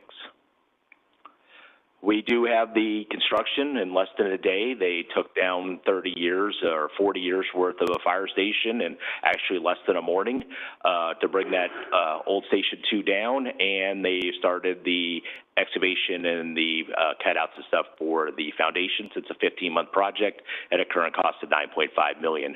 As long as PG&E can get us some parts and in time, or their subcontractor, we hope to have that open within 15 months. We added a $78,000 CIP budget. Station 3, when it was developed, had no workout facility or gym, so they work out inside the apparatus bay. The idea is to do a 15 by 20 kind of tough shed look that would match the building on the asphalt in the large parking lot in the rear. This is the final year of our $3.9 million SAFER grant award, so starting halfway through this fiscal year, the city has to pick up the remaining costs for all those personnel. And then, like I said, the remaining of the budget increases were the salary and benefits of the rest of the staff and items that we have increased. I think I did that in record time in 5 things. So just so you know, Chris Eck will be the next one to make this budget presentation. So again, I just want to say thank you for being patient with all my long presentations. So again, thank you. I'll have to find something else to make fun of. If there's any questions, Say it again. if there's questions, use that. Oh, I see. That's good. That's good. Okay, so I'm going to be the one that messes up the timing. Public Utilities Department. So our budget this year is about a little over $100 million. It's about a little less than a third of the city's budget. You can see our ETCs were coming in a little bit more than our what we're asking for this next year. That's because generally in each budget year, we have to allocate for funding to pay like the city of Fresno regional treatment plant operations and whatnot. And so, and large sums of money that we have to have sitting aside to pay if they bill us. And so we expect, or I expect that budget to actually come in probably between 95 and 100 million. Anyway, pretty big budget, and you can see between all the sections that we have. A little drill down on that, you can see in street maintenance, this is a $3 million budget with the staff of 14. Street lighting, traffic signals is a $3 million budget. We have 3 electricians. Parks maintenance and LMD, we're staffed to 23 with a $13 million budget.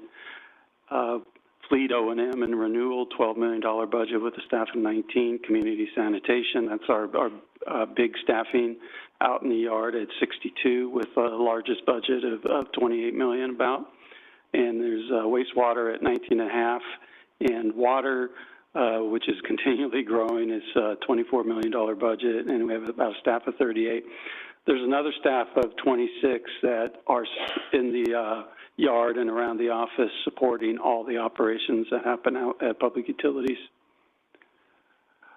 So some of our goals and challenges, of course, is streets is to not only fix all the potholes that have happened this past winter and whatnot, but to get our PCI up above 74. Target range is 80. The heavy lifting to go there is it's in the multi-millions dollars to get that from a 74 to 80. So we are surely hoping that the new Measure C gets passed eventually, and that HUDA funds, instead of decreasing, continue to go up, so we get that state funding in to help in that area. The street lighting, we do have 88 traffic signals with the new annexation. We're going to have 92. And we own some of the city streetlights in some of our areas, and PG&E owns a lot. Parks, Loma Vista Village Green, I say that every year, but it's actually getting constructed now, and we're really looking forward to that. And now we've actually moved into maintenance operations to some extent, working with some of the contractors up there for the Northwest Grove. Fleet, of course, the big thing to look at is the zero-emission vehicles and infrastructures that it's not coming, it's arrived, and how do we plan for that?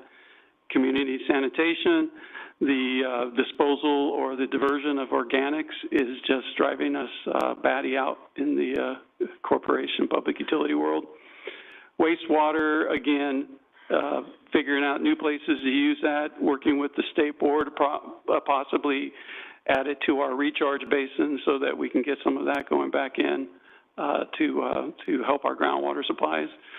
And water is the big one right now, and probably in the future. It's how do we get future water supply to meet the growth and meet Sustainable Groundwater Management Act and drought conditions with the governors and the state mandates for water conservation. I would tell you a little interesting fact here is that we do have drought condition rates that we didn't put into effect this last year. And the drought condition rates are to keep our funds stable so that as people conserve, they don't use as much water. Well, guess what's happening with too much water? People aren't using as much water, but we don't have wet condition rates. So no matter what we do, you know, you're looking for that perfect year so that our budgets are looking very healthy and good. But it's weird how one situation completely reverses and it shows you, oh, wow. But you're not going to go out and try to get more water when we have too much water this year. We are looking at the AMI, the Advanced Metering Infrastructure, so that'll be a slow process laid out over the next 5 to 10 years so that folks get the, just like PG&E, you can go in and see your usage in a real-time basis, and it links with the, what the finance and IT are working on, the Sprite Point utility software. And then again, what's here, DBCP and TCP, and up and coming, the PFAS and treating those chemicals in the water. Budget highlights, as far as the rates go, you really can't see what the new two-year bill is, but two-month bill, not two-year. But we are requesting a 3% sewer rate. And with that, the bond charge rebate of $730, so that we charge that full amount in the customer's bill, but we rebate that fully so that nobody's seeing the bond charge at this point. The developers, at this point, the developer funds are able to make the debt service payments. Water rate increase of 3%, solid waste rate increase of 4%. That includes a recycling and organics rate increase of 4%. A street sweeping charge increase of 4%. That's the new charges that were passed in our last Prop 218. So now those are moved by an escalator. And all these are per the escalator municipal code. And so at this point, we're recommending to employ those fully. And the additional positions is, of course, in our yard, sanitation operator, a maintenance worker, 3 utility workers, and we'd like to start working with another engineer inspector under our current construction manager so that we get a little bit more help in that area.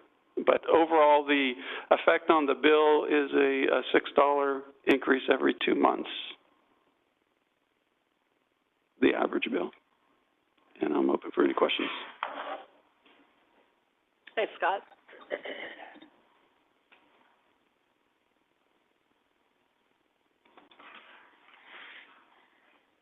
Good evening, Mayor, members of the council. In my defense, I have 2 programs to present tonight, so I won't take up 10 minutes, but I will promise you I will go as fast as possible. So tonight I will be presenting to you the operations and maintenance budget for planning and development services as well as the community investment program. Operationally, PDS is divided into 3 divisions, planning, building, and engineering. Engineering is further divided into the 4 sections, administration, capital, construction management, and development review. We currently have 65 allocated positions. PDS is an enterprise fund, and that means we charge fees for the services that we do provide. We have in the past received about $300,000 in general fund support. In 23-24, that number will go up to $350,000. The type of unfunded support that we provide, which lends itself to the general fund, would be stuff like traffic-related requests, addressing CRMs, customer service, traffic signal timing. This slide here represents our budget. So you can see in 21-22, we actually spent $11.1 million. In 22-23, this current year, we estimate closing at 14.4. That increase is due to the large professional services and consulting service contracts we have for items like the housing element and the audit for our general plan update. Next year in 23-24, where our budget is proposed at $15.3 million, that is approximately $950,000 more than where we estimate closing this year. The factors contributing to that increase are increases in salaries and benefits, and then we also have 3 new positions that we are proposing. Those positions include a deputy city engineer, an engineering inspector, and a traffic signal operations specialist. This chart is to represent some highlights for the building division. The chart on the left is the total building permits issued and finaled. So that could be mechanical, plumbing, electrical, and building. On average, we issue approximately,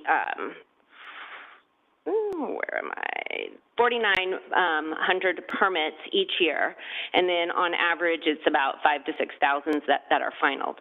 The chart on the right-hand side is the total single-family permits issued and finaled over the last 3 years. While this chart indicates that we've only issued just over 300 permits, as of today we're at 385. We also have 400 applications in the queue permits ready to be issued.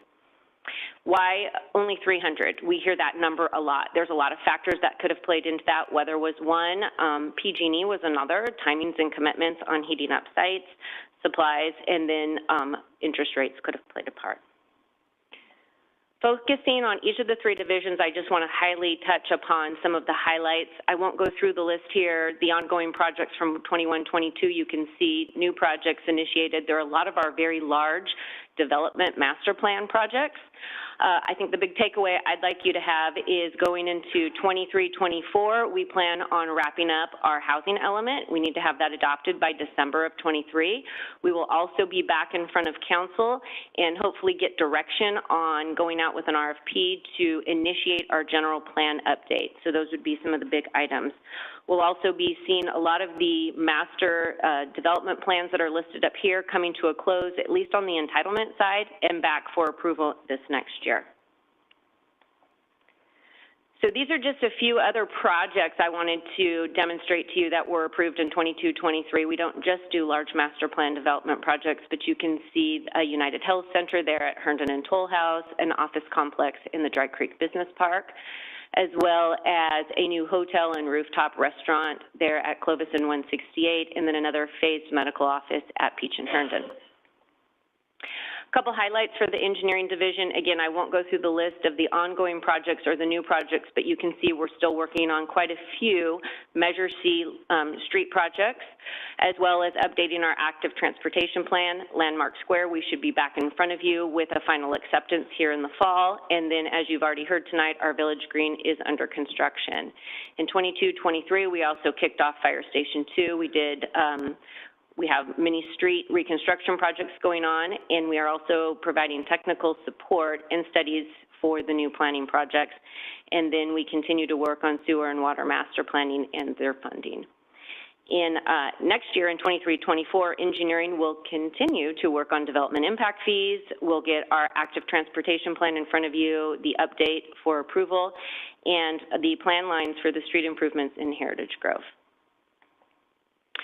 So that concludes the presentation on my operations and maintenance. Before I move into the capital, I wanted to see if you had any questions. No? Okay, here we go. All right. No. All right. So the Community Investment Program, as John indicated, it's a fairly large program. It's a major portion of the total recommended budget at just over $49 million. This budget is prepared predominantly, or it is prepared solely by the engineering division, and it is predominantly implemented by the division for all of the departments here at the city. You can see all the accounts it covers. It's on the left-hand side, government facilities down to housing and community development, and it typically covers components such as design, acquisition, and construction. The bottom part of that chart identifies all the funding sources that goes towards the implementation of those projects. funding sources are like enterprise funding, grants and contributions, development fees, and fund balance. Digging in just a little bit deeper on the CIP funding forecast, grants are a major component. We're constantly looking for ways to fund our streets projects. So you can see between our federal transportation grants and the regional Measure C, it's just over $11 million.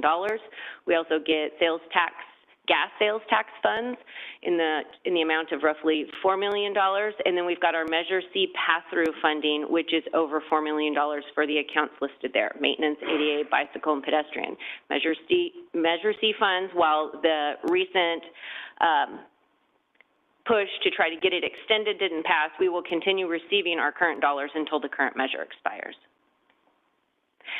So it wouldn't be Planning and Development Services if I didn't have just a couple photos. These are just some highlights of projects from 22-23. We've got our Needs Avenue underground infrastructure work there on the left-hand side, the demolition of Fire Station 2.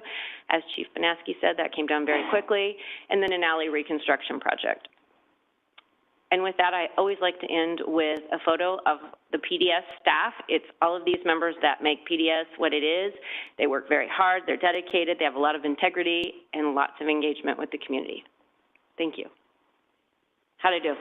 Good job. All right. Any questions?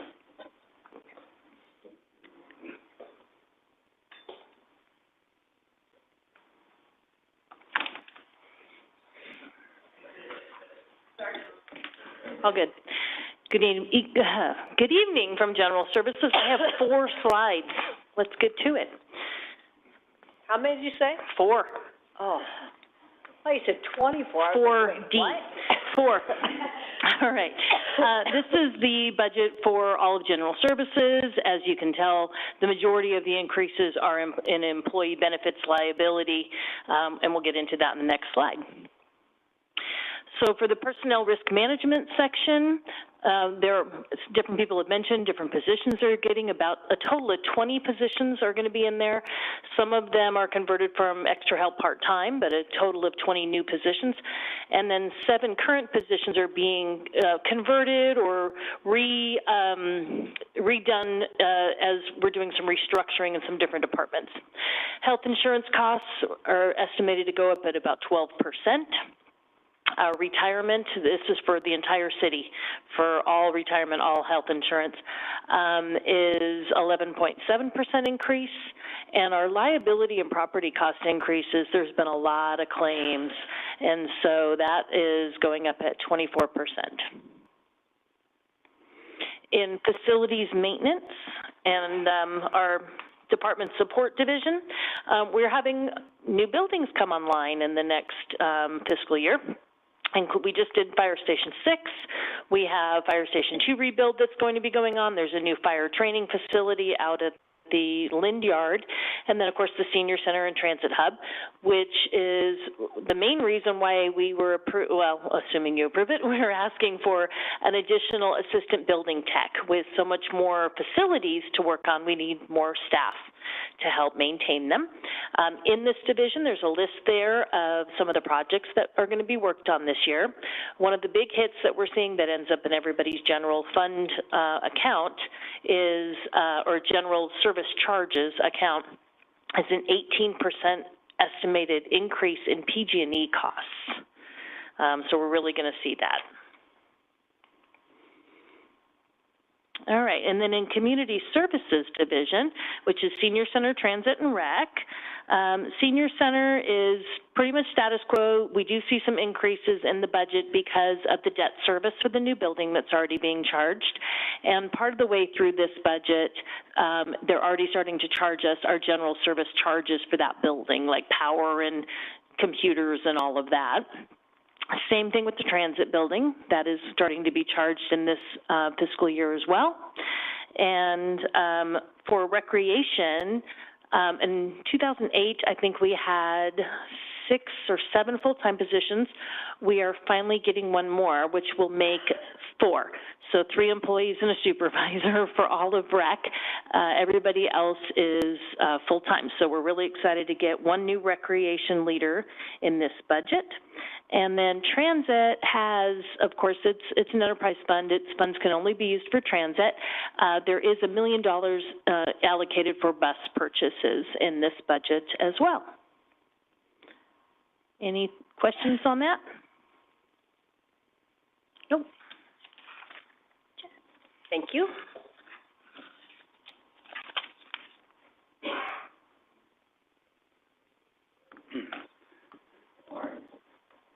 Good evening, Mayor, members of council. I have some good news. I'm the final director to be presenting tonight, so that's good news for everyone in the room. Thanks, Chad. Very No, good. Just kidding. Very good. Just kidding. All right, I'll be presenting on the Economic Development, Housing and Communications Department budget. That's 3 divisions, all that work very closely together and independently interact in ways that, that are helpful. So here's a quick org chart. Sean Miller heads up our business. Claudia Cesares, who's stuck around so patiently tonight to back me up in case I need it. She handles the housing, affordable housing. And then on the far right, we have a new face that's going to be joining us in the communications and marketing portion of our department. That's Taylor Danielson. Some of you know her as Taylor Mosier. She's coming to us from the Miss Winkle's program. Here's our budget. You see, it's pretty standard for each year. We do have a jump in the 22-23 for economic development and communications. That's from a tax sharing agreement. The revenue came in from Anlin a little higher than expected. That's really good news. So we split that, and that's been budgeted now for the 23-24 budget as well. Housing and community development is standard as well. You will see an increase proposed for the 23-24 budget. We're hoping to add to our staffing there. The regulations, as you know, that come down from Sacramento are ever-changing and challenging, and we need to make sure we get it right. In the upcoming housing element, we've got lots of added responsibilities that will be coming down for the housing and community development division, and I want to make sure we get it right. I want to go through real quickly just a little bit about economic development and our priorities. We help businesses grow and develop. We do that through entrepreneurship. We support the Clovis Culinary Center, and we also work very closely with the Clovis Chamber and Boot. If our local businesses do well and we are able to retain them, then we add to our tax revenue. We provide lots of jobs for our families and neighbors, and it's a win-win. Now, and as well as keeping our businesses happy that are here, we try to bring in new businesses. There's the Nordstrom Rack. Some of you maybe have spent some money there recently. Thank you if you have. It takes a lot of time, effort to bring in a new business to the city of Clovis. The folks behind me who you have already spoke, they all play a role when a new business comes to town, whether it be PDS, fire, public utilities, everyone plays a role. And we're very happy to have them in town. The business wins when they come to town, the commercial development wins, and residents win, being able to shop in a new place and also with the tax revenue. We try to recruit these new businesses in a variety of ways. One of them is we attend trade shows all across the West Coast. I'll be heading to ICSC in Vegas. That's the International Council of Shopping Centers. We've got lots of meetings, a half dozen meetings set up with brands that you would know. Can't say them yet, but we're hoping that we'll be able to say them in the future to you.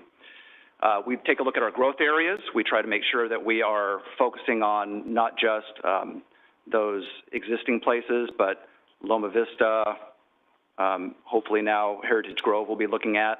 And then as you heard from us here about a couple months ago, we want to reimagine the commercial space that we already have here in the city along the Shaw Avenue corridor in particular. We do have a consulting contract with Cosmont, which the City Council approved, and we'll be entering phase 2 very shortly of some of their retail analysis. Tourism is very important. The more people that visit Clovis, they spend money. The TOT tax was increased with Measure B, They spend money on their gasoline, and they help our local businesses. So we spend lots of time working with the Chamber and Boot trying to promote special events. We operate the Visit Clovis website, and we also work very closely with the Tourism Committee, Hotel Association, and we operate Tarpey Depot, which is our city's visitor center. If you haven't been in there recently, Pam is awesome. She's super nice, and we have some really great stickers that we're giving out to our residents. Affordable housing, extremely important. Now, we don't build affordable housing, but we work very closely with developers to ensure that they have all the tools in place that we can help them build if needed. That's finding land, connecting the dots, setting up meetings to make sure they know where they can build. The image you see up there are two success stories. On the left is a veteran family with our Habitat for Humanity program, which we help support. And on the right is Butterfly Gardens, which is a fully supportive program here in town. And both of those were helped to be developed by the Affordable Housing Division. We also help residents seeking assistance to have health fixes in their home, and that is through emergency housing repairs, housing rehabilitation programs, and we're hoping that we'll be able to kick off a down payment assistance program that was put on hold by the state. We're ready for that to go whenever the state gives us the green light. And of course, I mentioned the addition of a staff analyst to help implement the housing update and give Claudia a little bit of assistance, and again, make sure we get it right. Communications is the third and final division in the department.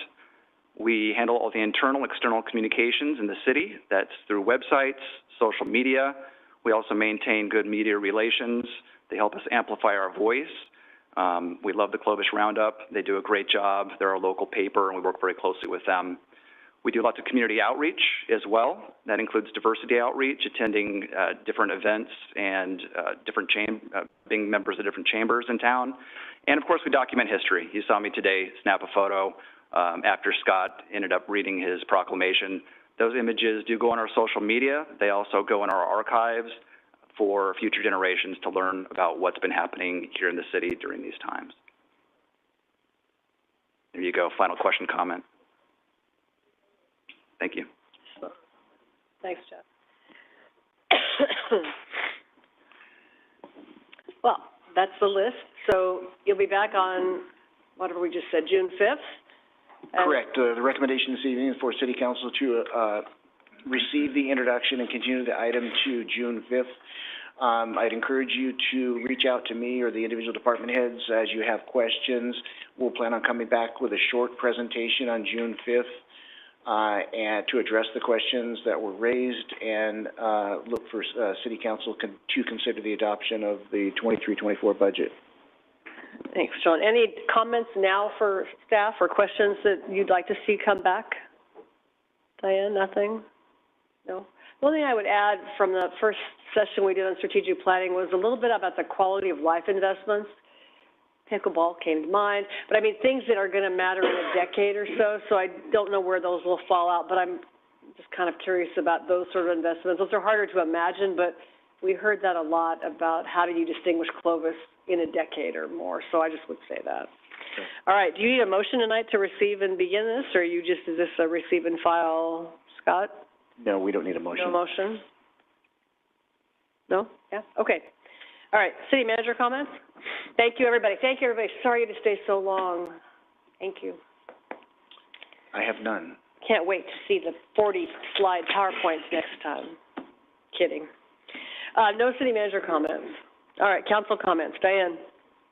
I have none. Matt? Drew? None. Vaughn?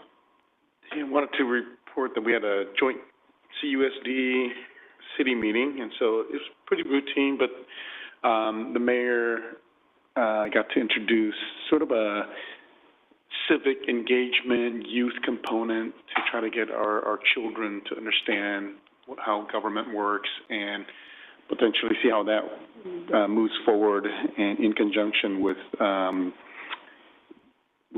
Unified. And I think the great news we got from there was the city of Fresno is taking care of everything with the Terry Bradley Center. And so that was, we were relieved to hear that in that meeting. So no water from us, no sewer from us, and so everything's with the city of Fresno.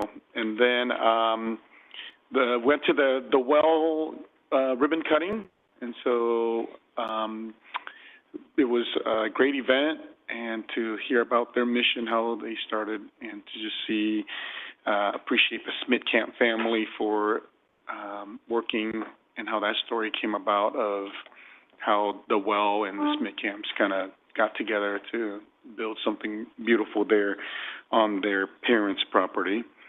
And lastly is just happy Mother's Day to all our mothers. So. And I just apologize for the coughing. So annoying. I'm so sorry. We all sound like kind of an infirmary up here. Sorry. I was also at the well, and I think that's all. All right, so that concludes our agenda. We will adjourn now and move into closed session. Any action to report out, Scott? We are not requesting action tonight, so there'll be nothing to report. Thank you all for being here. Sorry for the long night. Appreciate it.